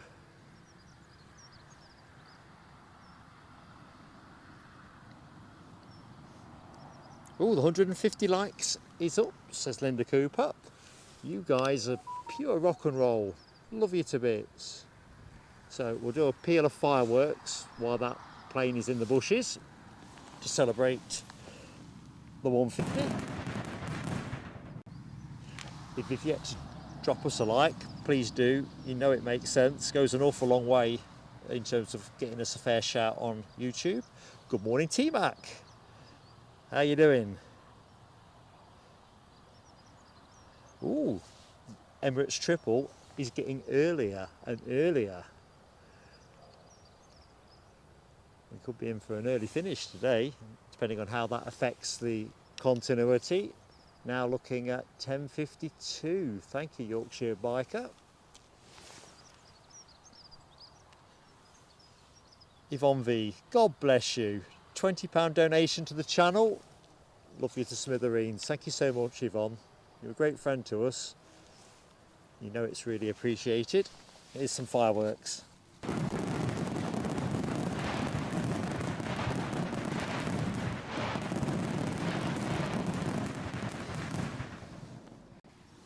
Awesome support.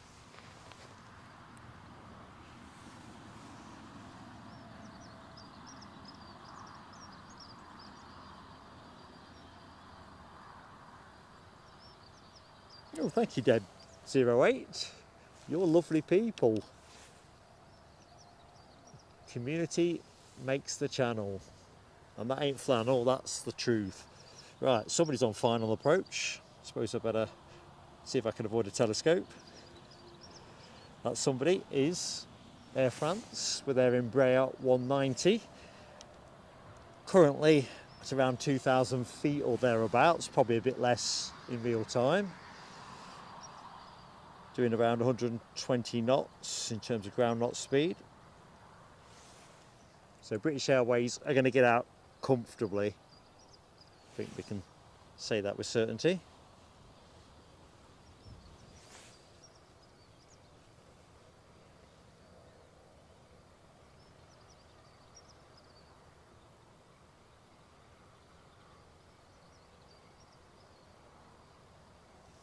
Generally, always seem to get from Air France, generally, is the Embraers here at Newcastle.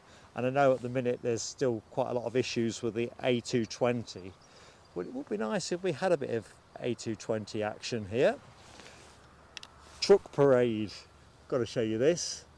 This is what happened this morning. They all came in. Perhaps they're coming to take everybody back out. Oop, look for that. Plane's moving.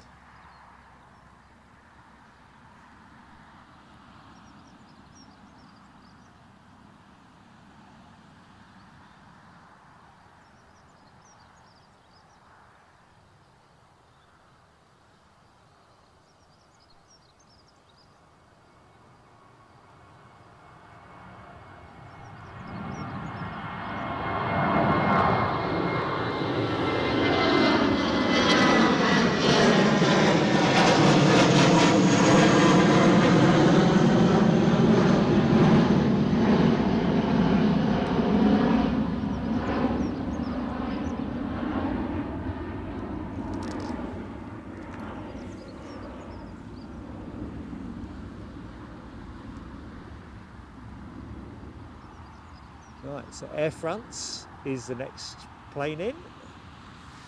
Just going to pop that there while I make a couple of checks.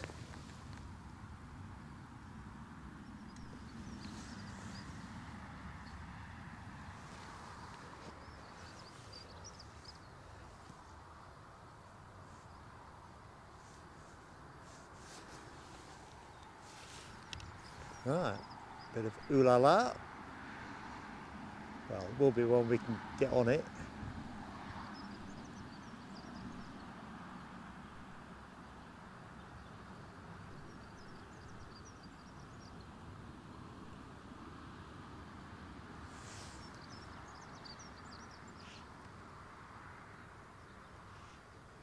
Right, having a quick look around the airfield. It looks like Chewy's Tenerife departure has the doors closed. Can't see a beacon going, but it can't be far off. Yeah, I can now.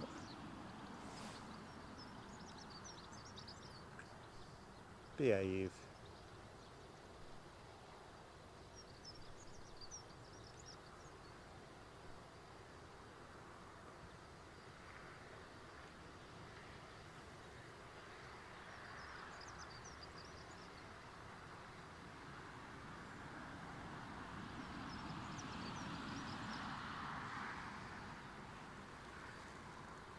Oh yes, I'm liking that spamming of the ooh la la in the chat. Linda Cooper, Michelle Johnson, Gary Fleming and Yvonne V.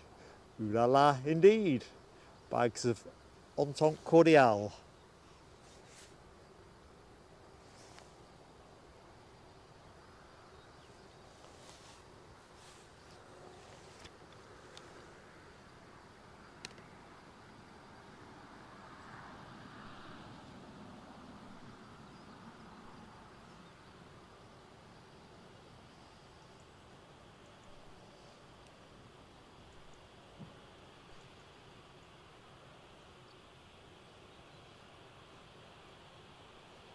I think the Chewy Tenerife departure has just been given permission to push.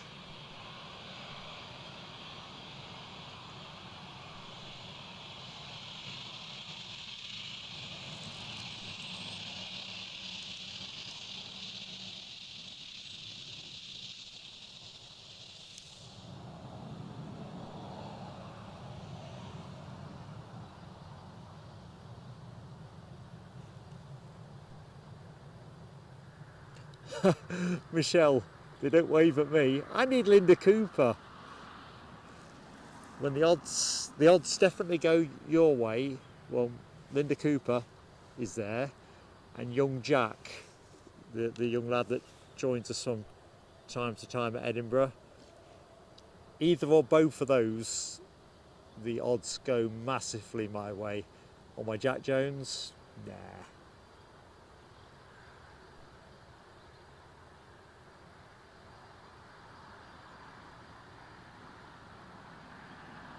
Sounds like Loganair have just requested pushback for that delayed Southampton flight. That'll be a relief to everybody.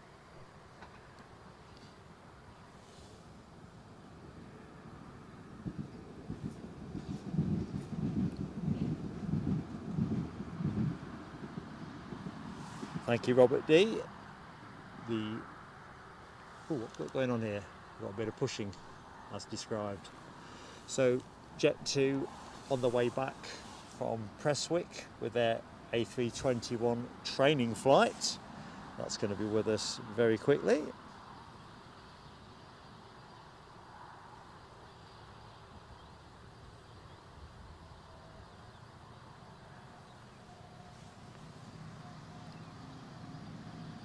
Michelle, I don't think it will do me any favours either. I'm just not waveable. Well, I lie. I always find United pilots, United Airlines, to be very, very, very friendly. I always think I've got a 50-50 shot with them, if not 60-40. But other than that, not so much. Hazel, thank you so much for hitting the like button, and if you're watching the show and you've yet to hit the like, humble plea for you to smash it, tickle it, press it, cajole it. Goes a long way for us with YouTube.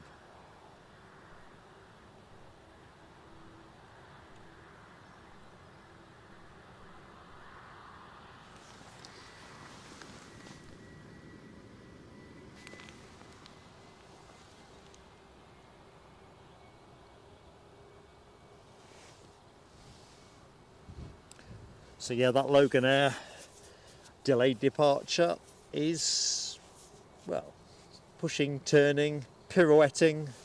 It's going to be on camera very, very quickly, folks.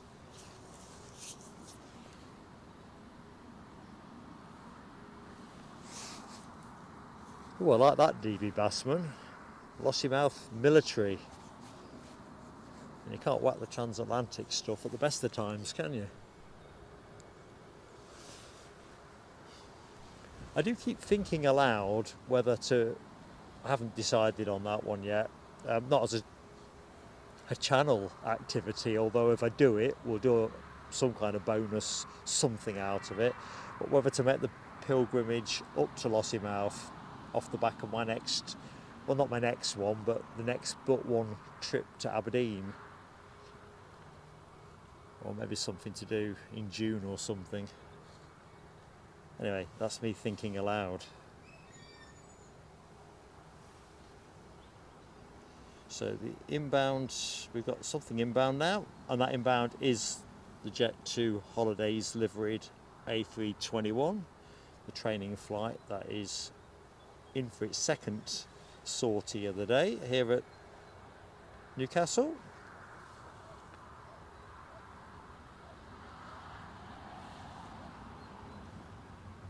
I'm just thinking, Stephen Marchant, you know, you get benches that are sort of, they have badges on that will say in memorial of Not the same thing, because happily you're still with us, but there should really be the Stephen Marchant seat on one of their aircraft dedicated to services to Tenerife travel, Tenerife tourism.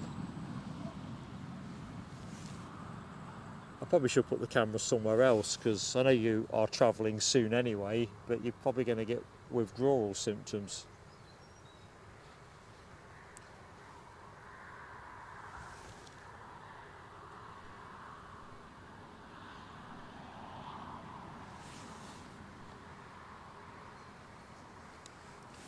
Ooh, JetBlue, says Nick Gray. I cannot wait till we get JetBlue back into the show.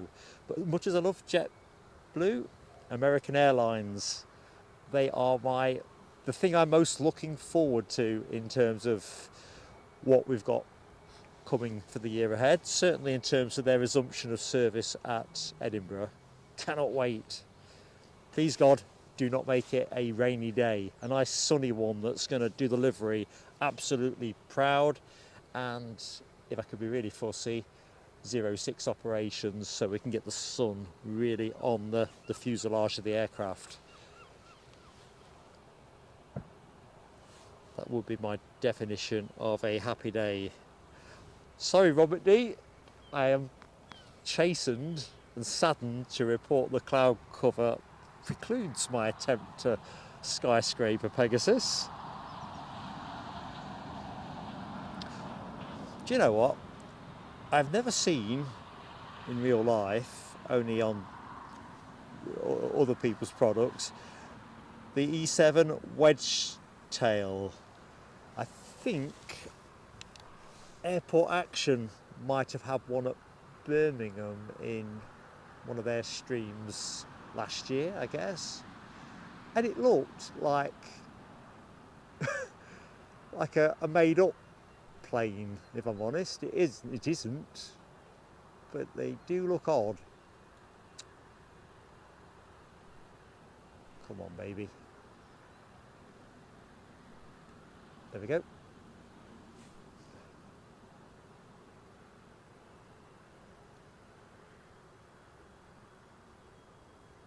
If you get any decent intel on that one, Lloyd, and you don't mind sharing, let me know, mate.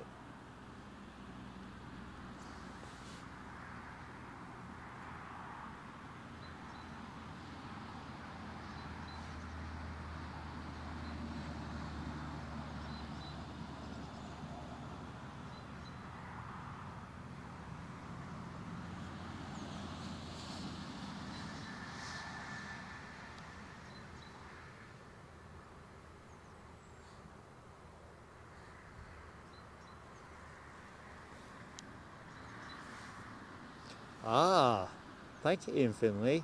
That makes sense then, with the E7 being converted at Birmingham, because I remember thinking at the time, what was it doing there, and why is it not at Newcastle? Well, if it was actually there for its modifications, that kind of settles that mystery. Did not know that. But they do look strange, don't they?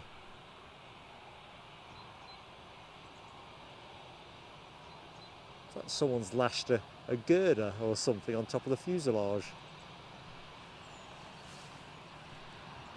So, inbound, the plane you can see probably, or you did for a second, the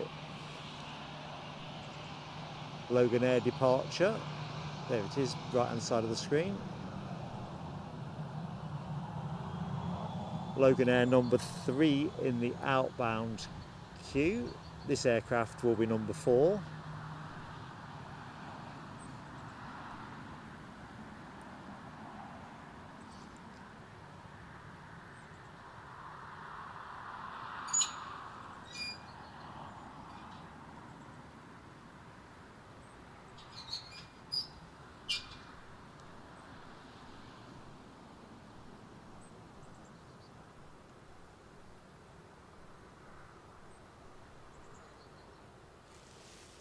Let's get to the head of the line.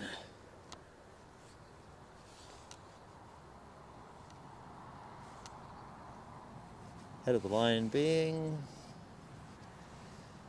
Antalya. Jet 2 to Antalya. Tell you what, we'll take the nearest shot. Morning, how goes it? Good, how are you? Can't complain.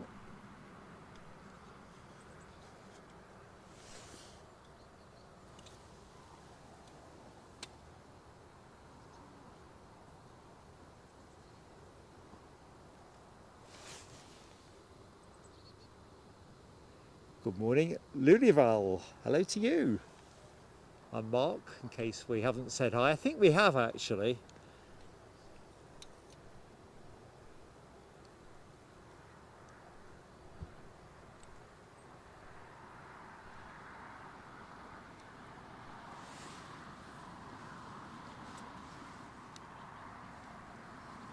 I'm with you, Robert D.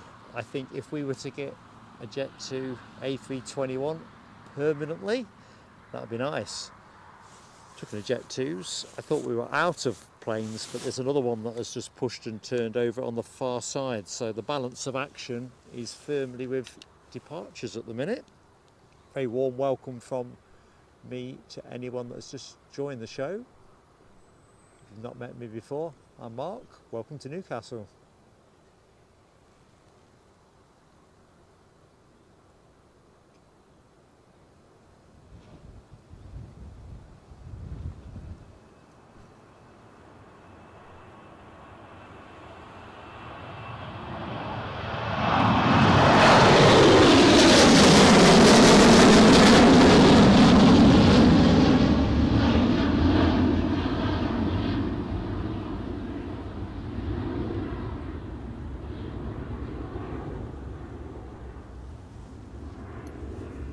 So, in terms of the most recent push and turn, that's that one, which is off to Fuerteventura. However, I think it's Chewy to Tenerife next.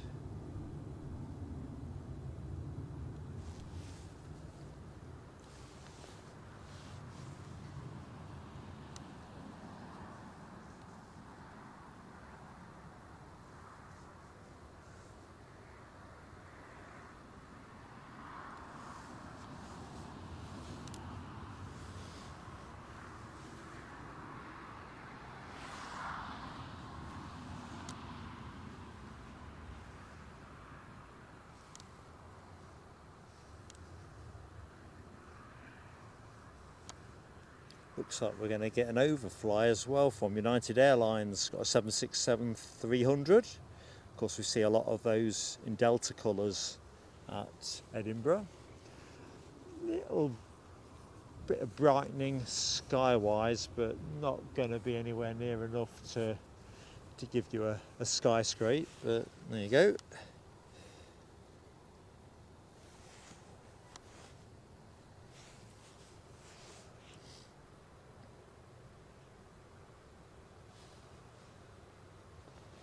So currently one on the active runway, one holding short, and that A321 still working its way down the taxiway.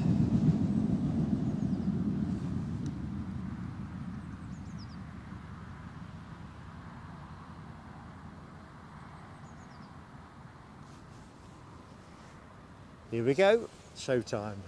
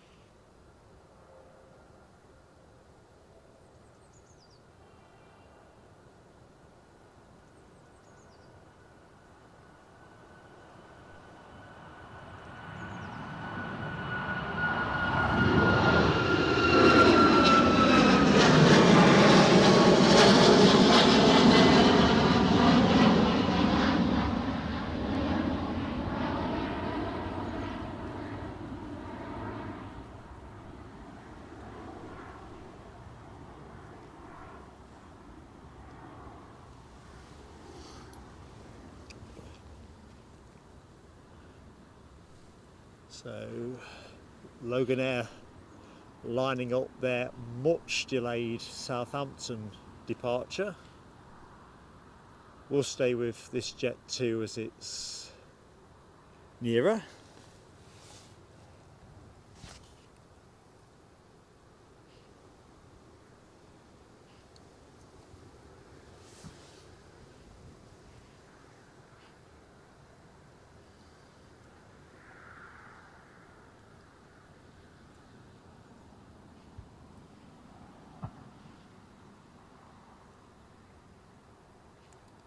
Good morning, Andrew Albon.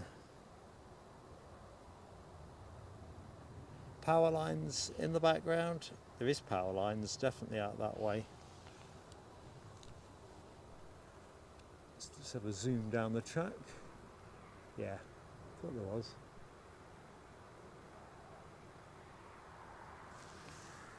So, I wonder what the issue was with this baby.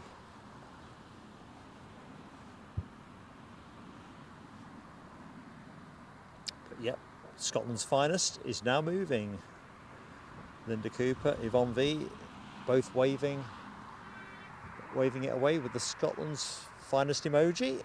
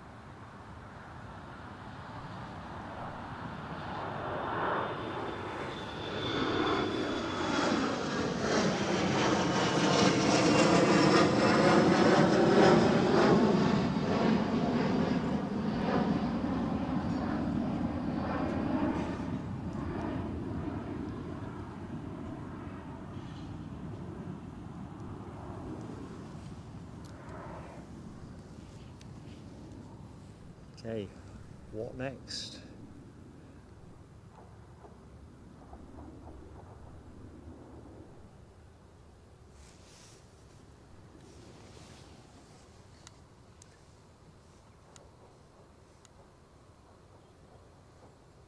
So the inbound 777 is still shaping early. I can't believe it.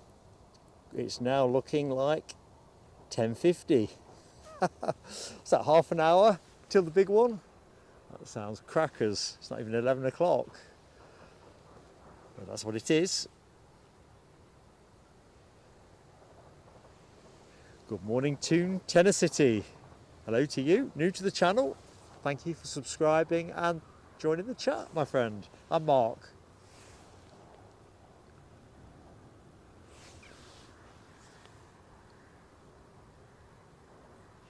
I think they're going to have to get the bird scaring out soon. It's just starting to pick up a little bit off camera. Don't think I've heard any bird scaring activity, but they are starting to flock up.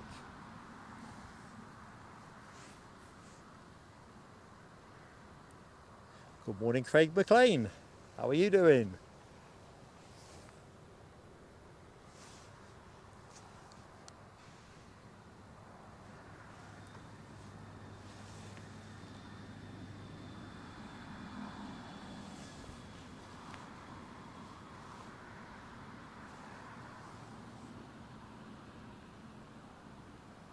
So we've got KLM due in with us, Embraer 190 this time, rather than the 195 you saw earlier in the show.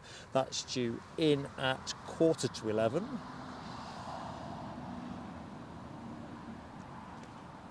Emirates, obviously we've covered that one at 10:11.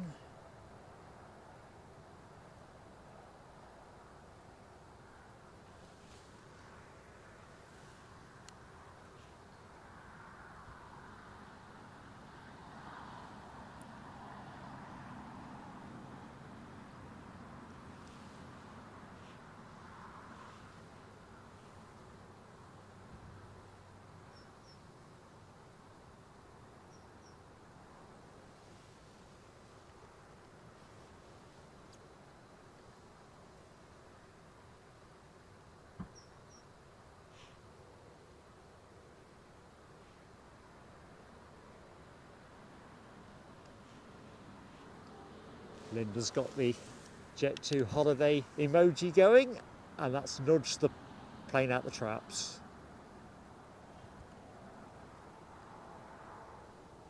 Is it just feeling a little bit of wind there?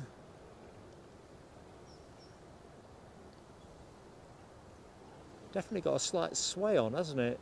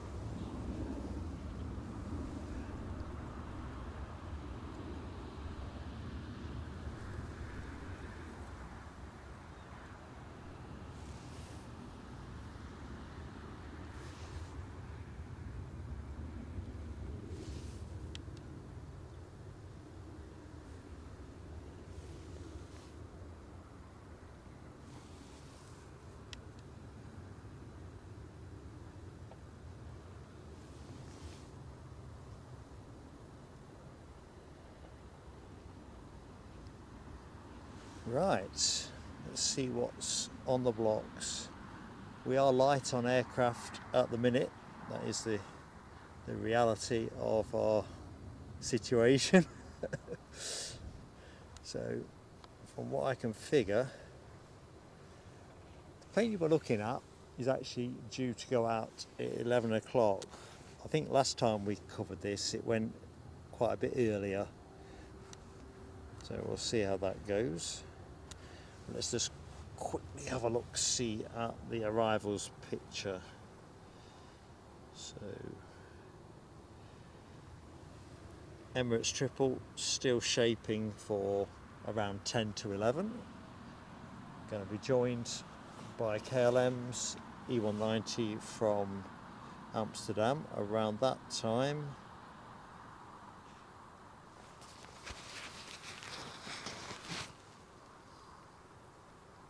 British Airways due in at 11 o'clock. I feel like I'm missing something here.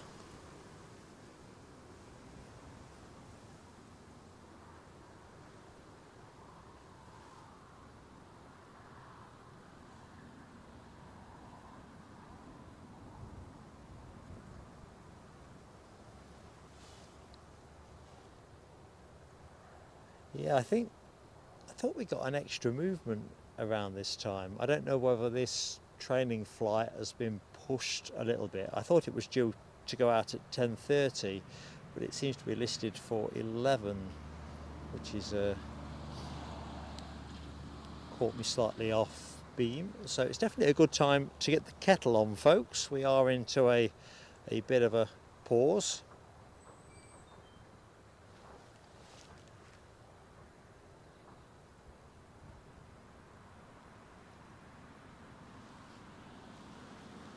Just move the camera.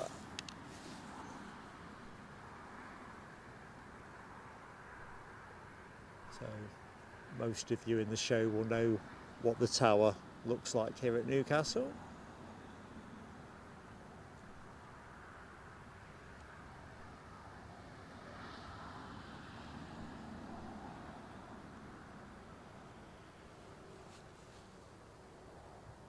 So you can see that the windsock is still doing a bit. It's definitely got a reasonable amount of blow in it. According to the Met Office, it's a southerly wind, but I don't think it was on Meta last time I looked. Let's just refresh and check this is correct. Still looks southwesterly to me. So wind speeds gusting up to around 14 knots at the minute, I think. And around 4 knots of crosswind in that.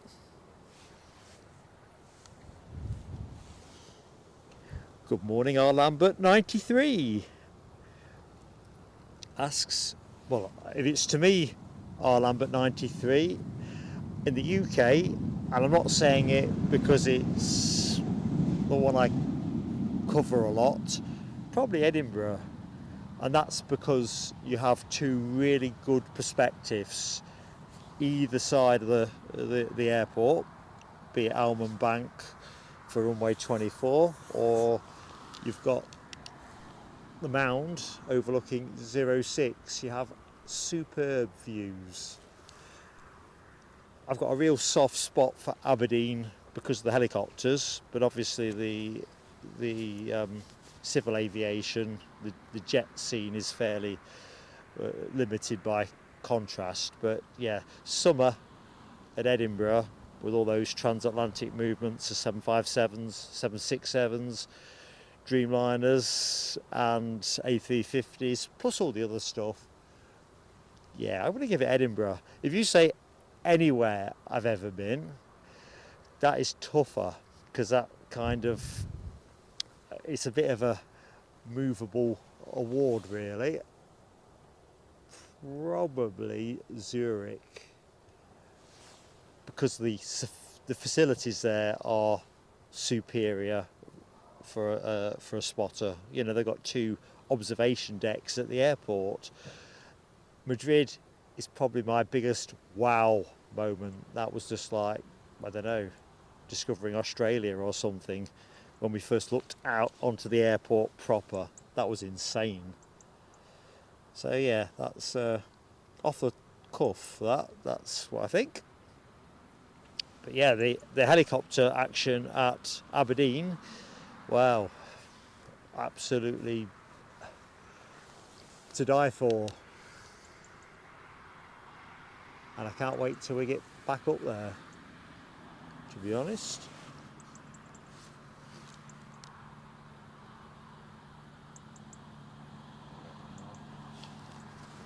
Say again? How are we getting on? I just thought I'd wait for a bit of a gap to come say hello.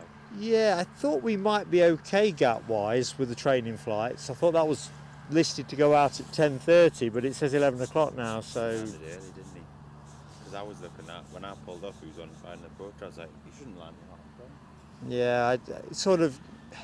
It's handy. They've been doing a lot of training flights recently, and of course it links up the action. Yeah, it does fill out those little gaps. But he's caught me out a little bit with that one, because that's why I didn't put the thumbnail out till I was pretty sure I thought we might have to do a shorter show. Mm-hmm. Without the training flights, we probably would have done a short thing and finished around 10 o'clock. Are you just waiting for the big one to land? Yeah. I think there's a couple of movements after that, isn't there? British Airways and... It's 21 Neo, yeah. But apart from that, it's quite quiet. I've just come up for a little bit of film and then going to go see my parents for a little bit. Oh, are they nearby? Yeah, they're in Gloucester, about 10 minutes away. Ah, cool. And I'm on the big one on Monday. You what? I'm going to Sydney on Monday. Oh, right. Excellent. I don't know if you'll be live streaming then, but I'll be coming out here. No, I won't be live on Monday. We're Edinburgh on Sunday, you see, so I rarely do 2 days back to back. It's long, isn't it? I mean, I've done back-to-backs, but usually I'm on the road somewhere. Yeah. Like, I think I need Air Force One to get me down here on Monday. Oh, I'll tell you what, isn't he coming over on the 13th of March? They say. Well, it's always when I'm away as well. Is that he either goes to Balmoral or Dumfries House? So it's either Prestwick or Edinburgh. Yeah.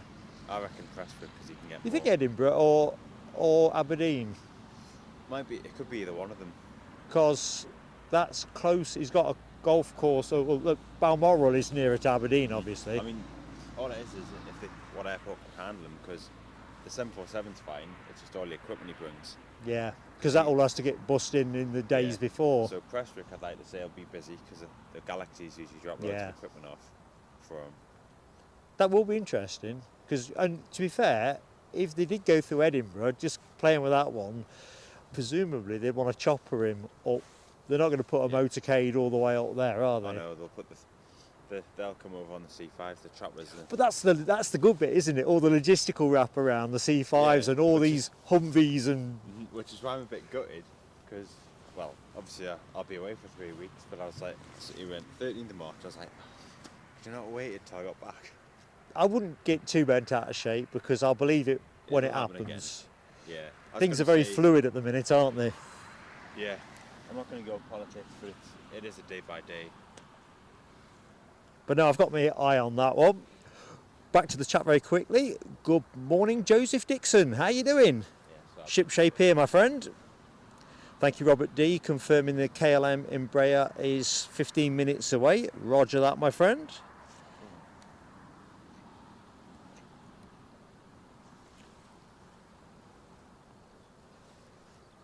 So yeah, I'm kind of tentative on that one, where I'm thinking, yeah, if it happens, I'm going to be there whichever way they do it, unless I'm physically got, like you, some reason why I can't be there. Yeah, I mean, I think I've told my girlfriend enough times that I'm taking my camera to Australia, not just to film. I am going to film when we're there, but also I'm going to go to Sydney Airport and stuff like that.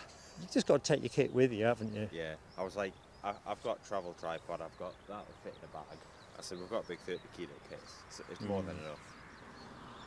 Yeah, I've got a travel tripod. They're handy, but they're not the best when. If you get a windy day, it's hard work, isn't it? It is, yeah. Like anything above 15 knots, I'll have to go back and stand over there because it's a bit like. Whoa. Yeah. But The luckily other I've got some weight in the bag now, so I just put the bag on it.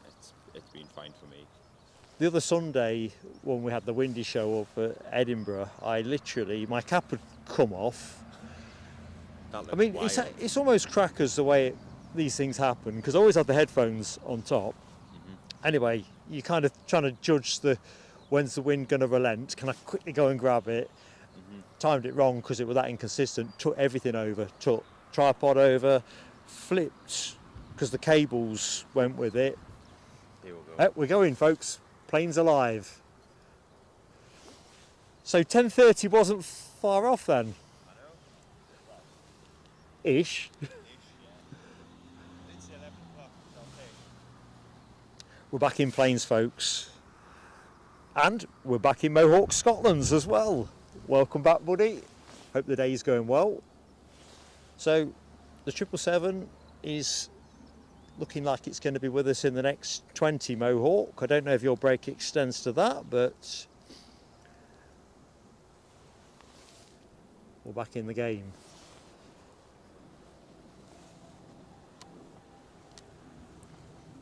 Something growling overhead. That'd be a Delta Airlines A330 doing Amsterdam to Minneapolis. Still too much cloud to find it, unfortunately.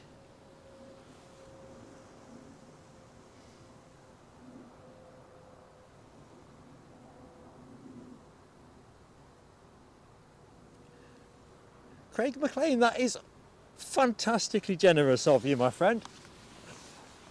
Just check this plane's not moving first. We'll do some fireworks for you, my friend.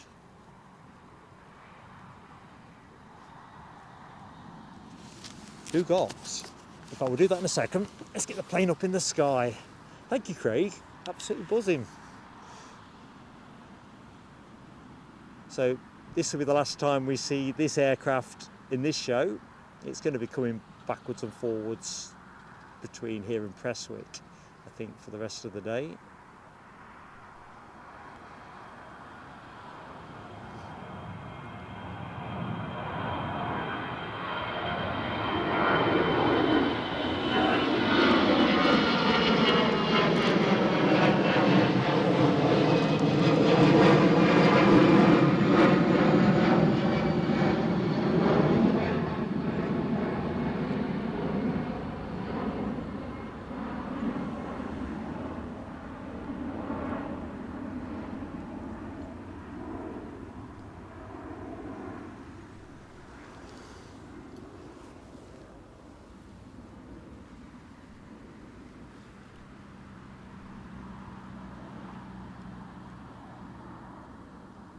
I'm just going to pop us here while I just check on a few bits, but let's do Craig's fireworks first. Craig McLean, you're a star.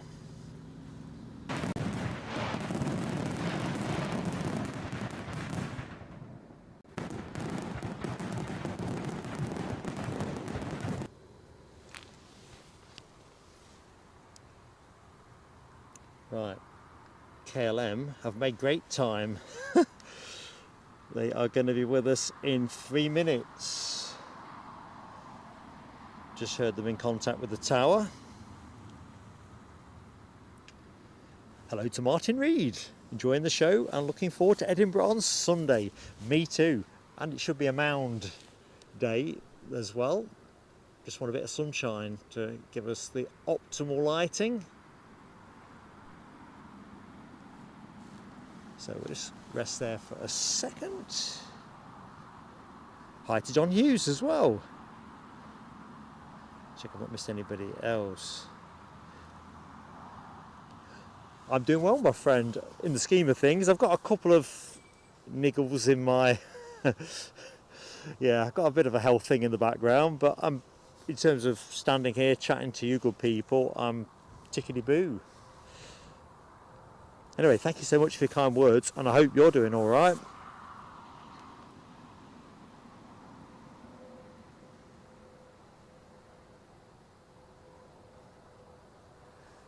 Craig dreamed of having his own kit. We're talking Night Rider. Can you imagine parking that car up at Morrison's or Asda or somewhere? You know, it'd draw a crowd. And I know it can look after itself, but I don't know. Having never had a flash car, I've never had to come to terms with parking it somewhere every day. So same argument with a Rolls Royce, isn't it, or a fancy Mercedes or something. Got to park it next to people that might be a bit careless.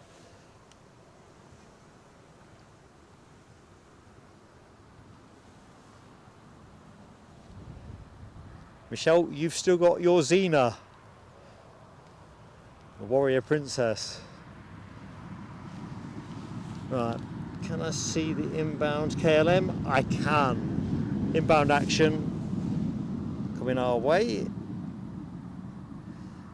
Let's just see where that 777 is. Bishop Auckland, shaping for 10:53 as it stands. So the Emirates triple is going to be with us real quick. 13 minutes or thereabouts, currently jogging along at 12,400 feet and declining.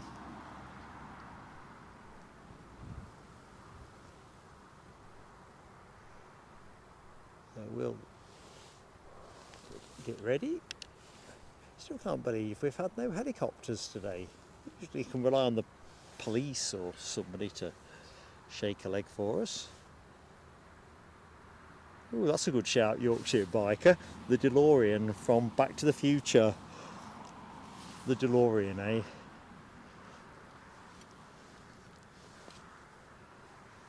I mean, obviously in the film it's a cult car, but I wonder how many DeLoreans actually got made and what kind of residual value they have.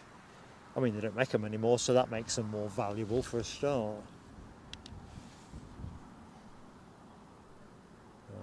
Let's see if I can get a cleaner grab of this.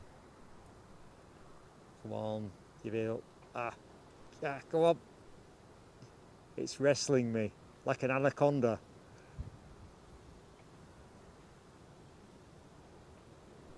If you can get in early.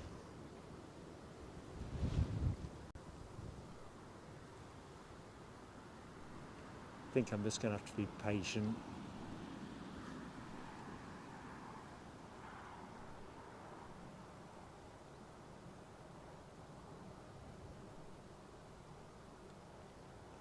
Let's just see the autofocus snaps to it now. Yeah, we're in.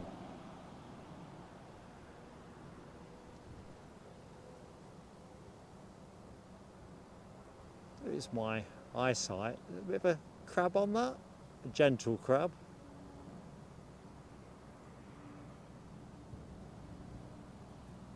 Yeah, there is.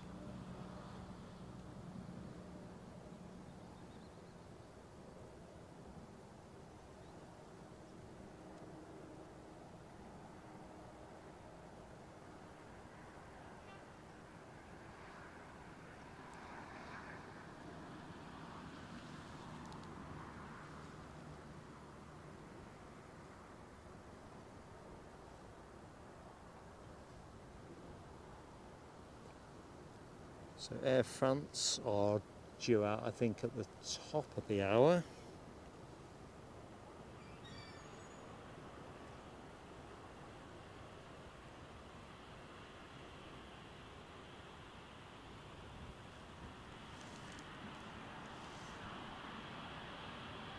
Let's see if I can get a wave. Just prove that I'm terrible at getting waves.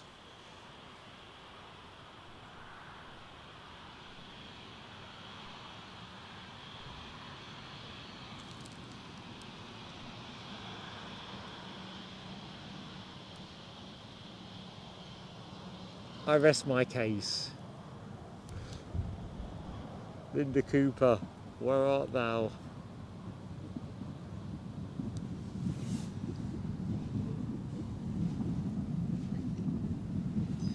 Keith Cornell says, DeLorean for sale, £37,955.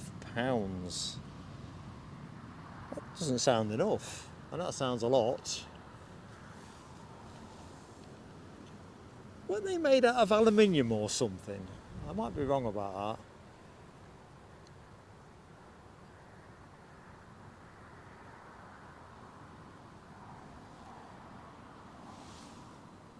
Yeah, no wave, Yorkshire biker. No dice. Still no waves, Michelle Johnson. I'm waveless. I always need an accomplice for this kind of thing.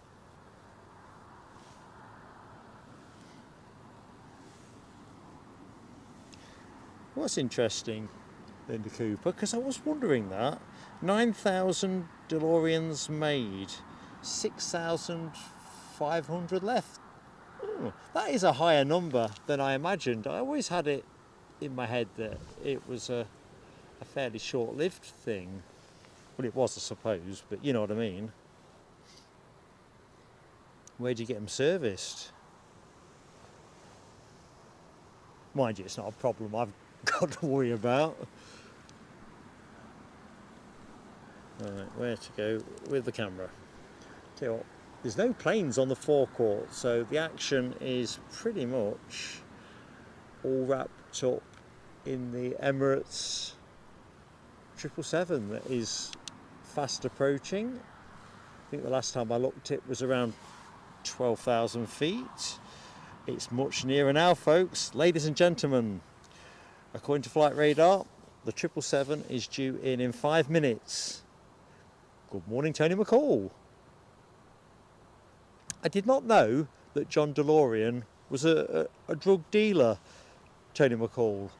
I think it would be reasonable to say that whatever you want to define a spiv was, he was shady, wasn't he, in terms of how it all played out. I did not know that.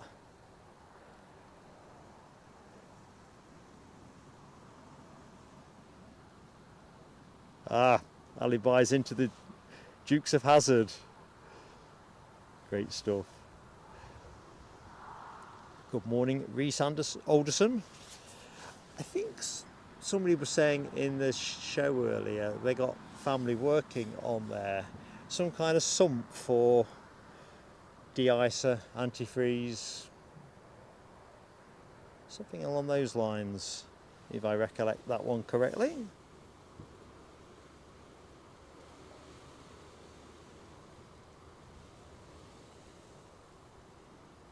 Rab H is in the show. Good morning, Rab H.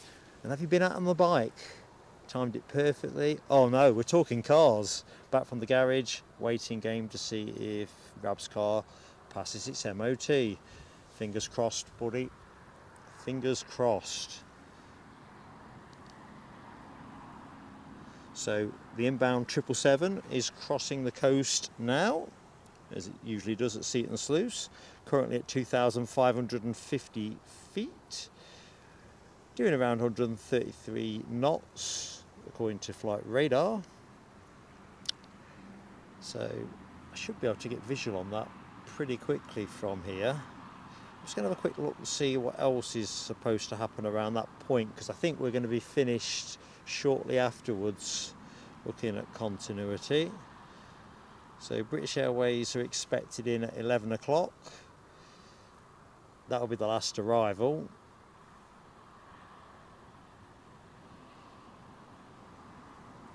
And Air France are due out around 11 o'clock. Let me just get something certain on that. 5 to 11. I think we're going to finish at 11 today, folks. KLM are due out at 11:20, but there's no guarantee they'll go as advertised. So we're going to go for an 11 o'clock finish, ladies and gentlemen. I hope that's agreeable with everybody.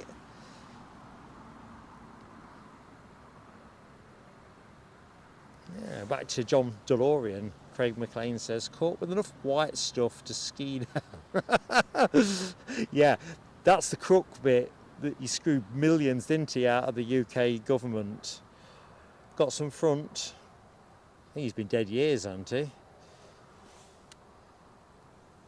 So I didn't know about the, if I did know about the Coke thing, then I'd forgotten about it. To be fair, till we started talking DeLoreans a few minutes ago, I'd not thought about a DeLorean car for I don't know how long.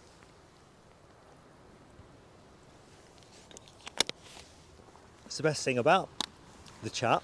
Anything can pop up. Literally anything. Good morning, Sam Furlaway. You've got a friend with a Ford Cortina in his garage. What, Mark 1? Well, tell us anyway, but I'm interested either which way, but nice. Right, triple is now available.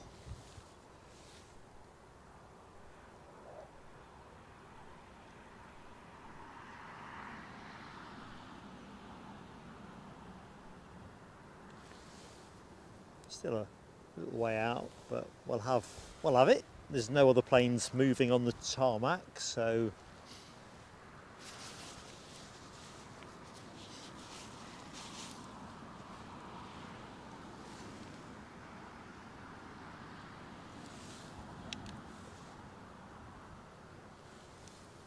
still a little bit far for us, but it'll come our way.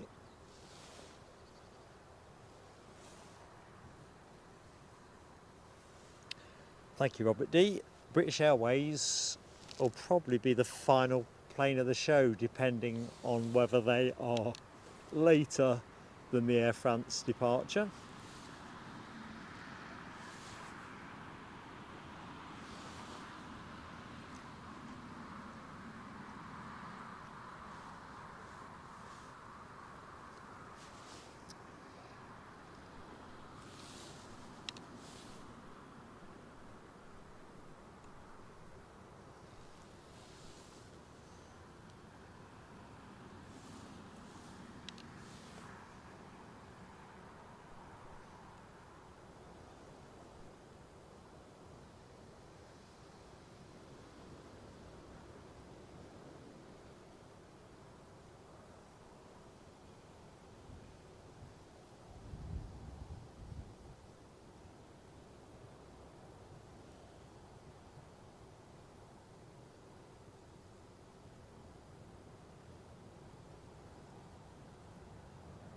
Just beautiful.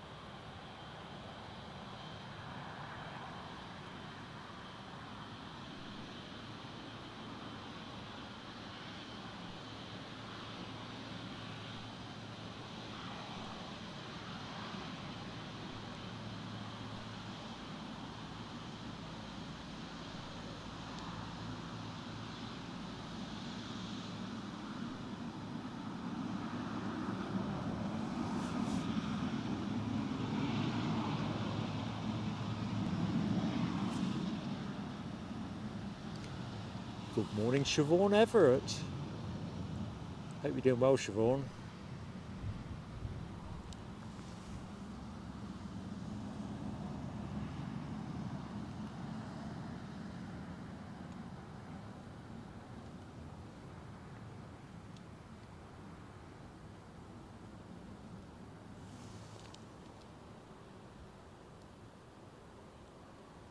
This plane is positively regal. Although it would be even regaler, if it can be regaler, if that's a word, if they put the new livery on that tail.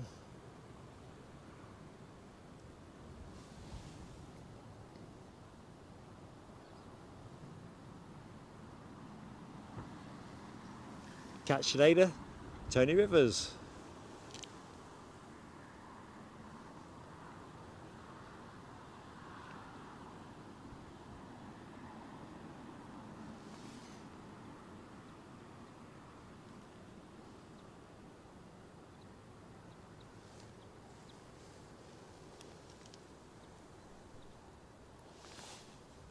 So we think we've got 2 planes left in the show. We've got British Airways inbound with their A321neo and Air France, who have just pushed with their Embraer 190 return to Paris Charles de Gaulle.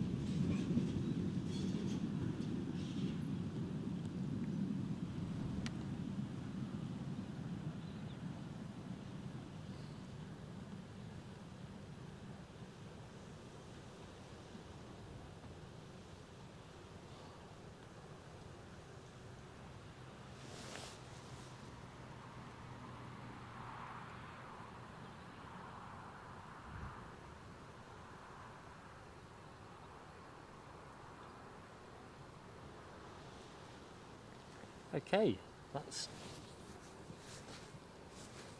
down and dusted. Well, it's going to get a dusting in a minute. There's a little bit of the Air France tail as it continues pushing back. We'll stay with the Emirates for the minute.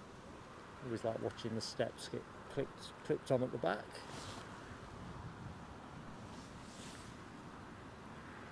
While we await that, see if we can catch a bit of the jet bridge.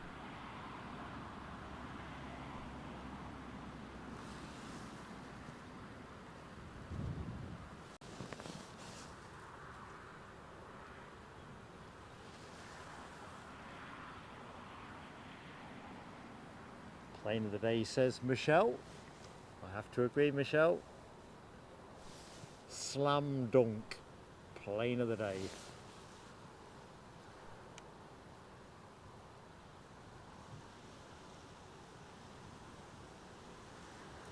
So British Airways, the final arrival of the show, is currently paralleling the northeast coast along Whitley Bay before it arcs to the left to commence final approach.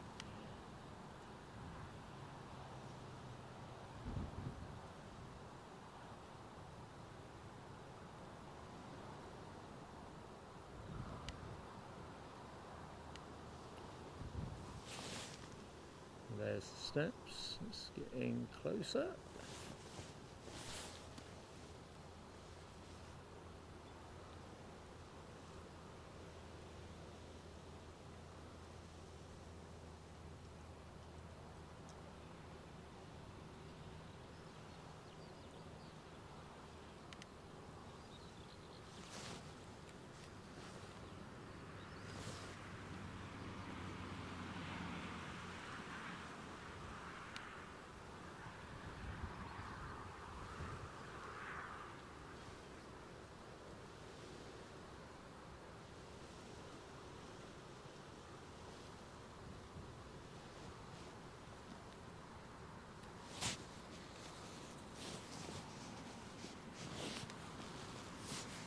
have to excuse me, folks. I'm gonna have to blow muter. It might be spring where Siobhan ever it is, but it ain't as springy as it needs to be here. I'm quite cold.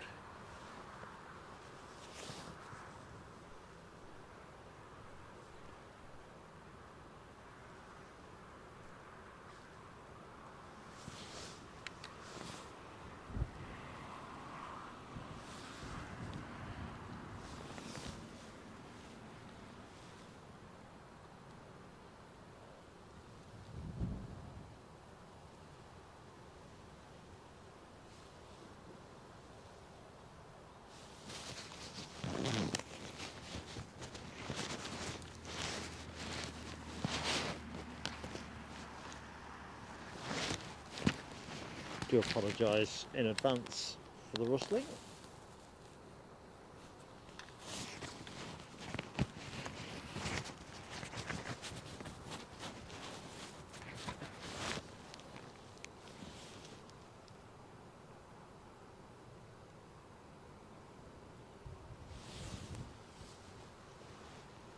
Air France are moving, so the final departure of the show is also shaking a leg. There you go. British Airways are now visible, so we're going to go to that in a jiffy. Last two planes, folks. Here they come. Good morning, Nicholas Taylor. How you doing, Nicholas? In Leamington Spa. 193 likes, says Michelle Johnson. Be fantastic, folks, if we could finish the show north of 200. If you're watching and you've yet to drop us a like, please do. It goes a long way.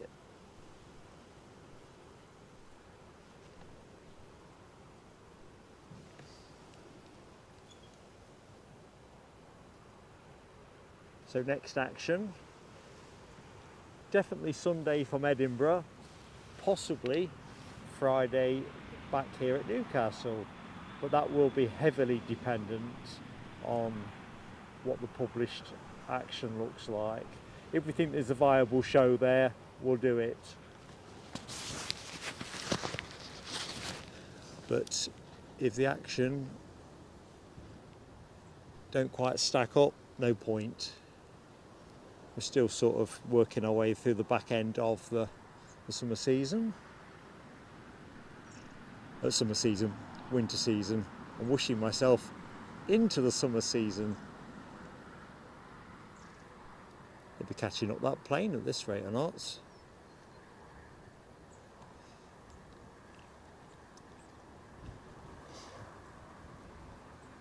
Right, inbound action, let's find it.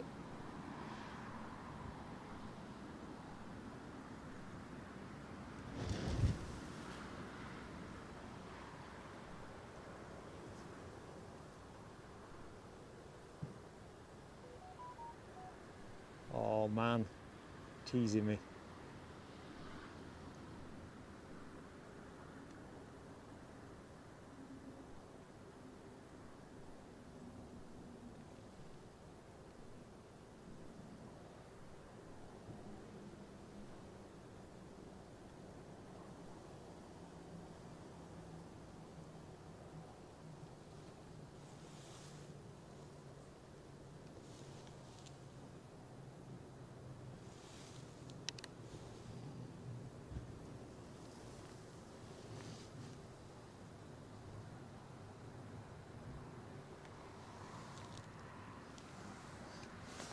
Hi Jim33, how you doing, mate?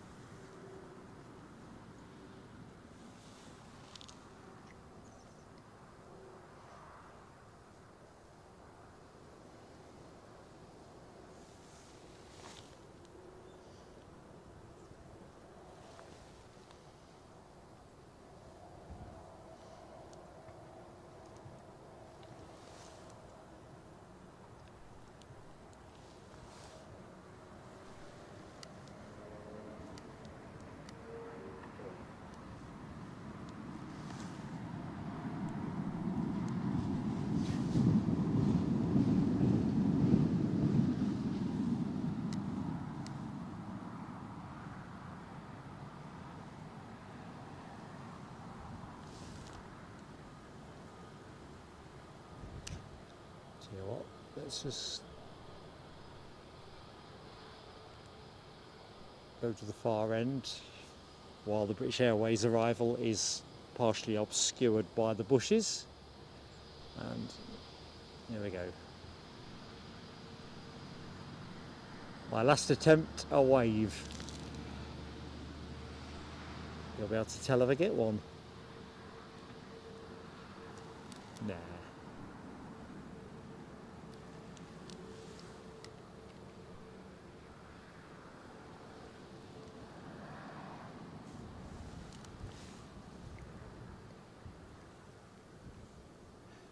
Right, one plane left in the show.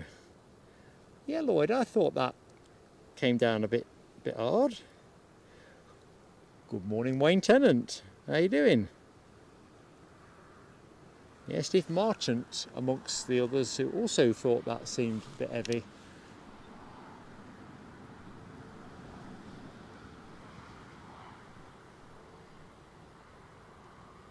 Right, the track is clear. We're good to go.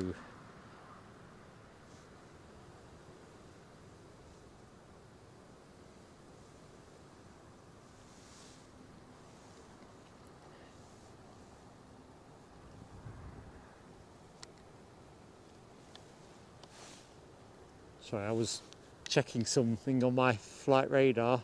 Didn't realise that things have moved. Here we go. Final plane of the show. Up nice and early.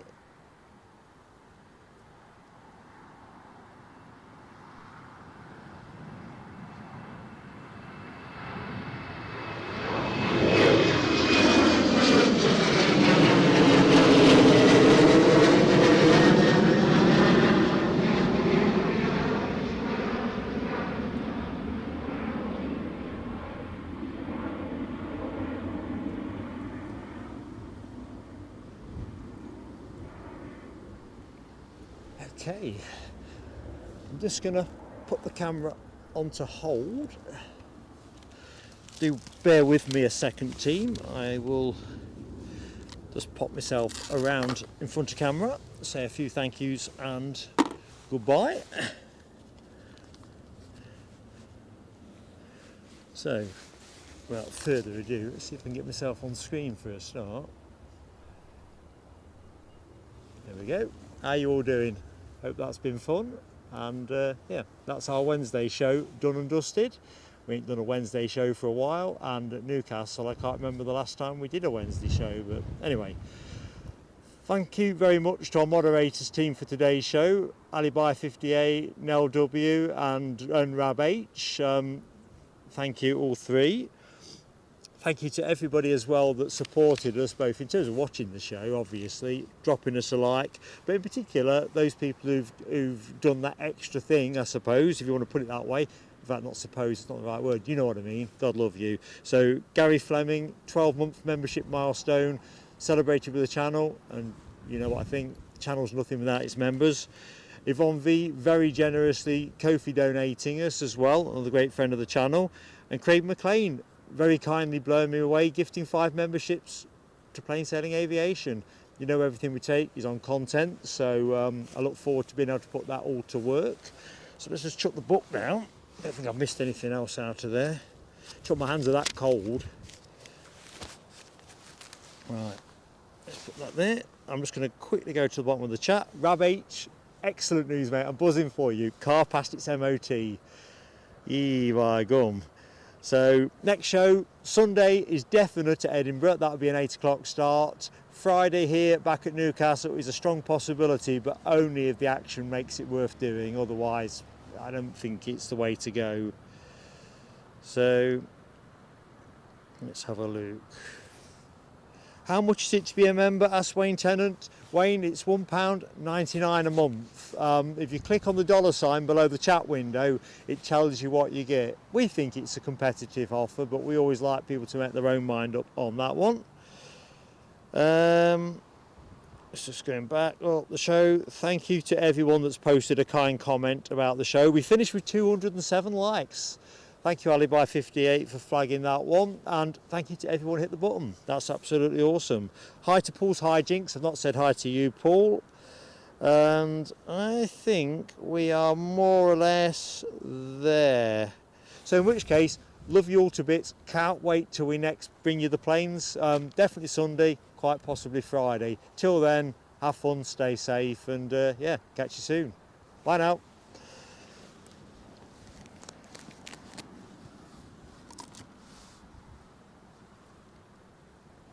Oh, 210 likes as well, I can't believe it. I'm just going to give it a quick peal of fireworks and then we'll cut the feed. So this is for, in fact, put it on the Emirates, it's the right shot to finish with, isn't it? So quick burst of fireworks for 210 likes. Thank you everybody.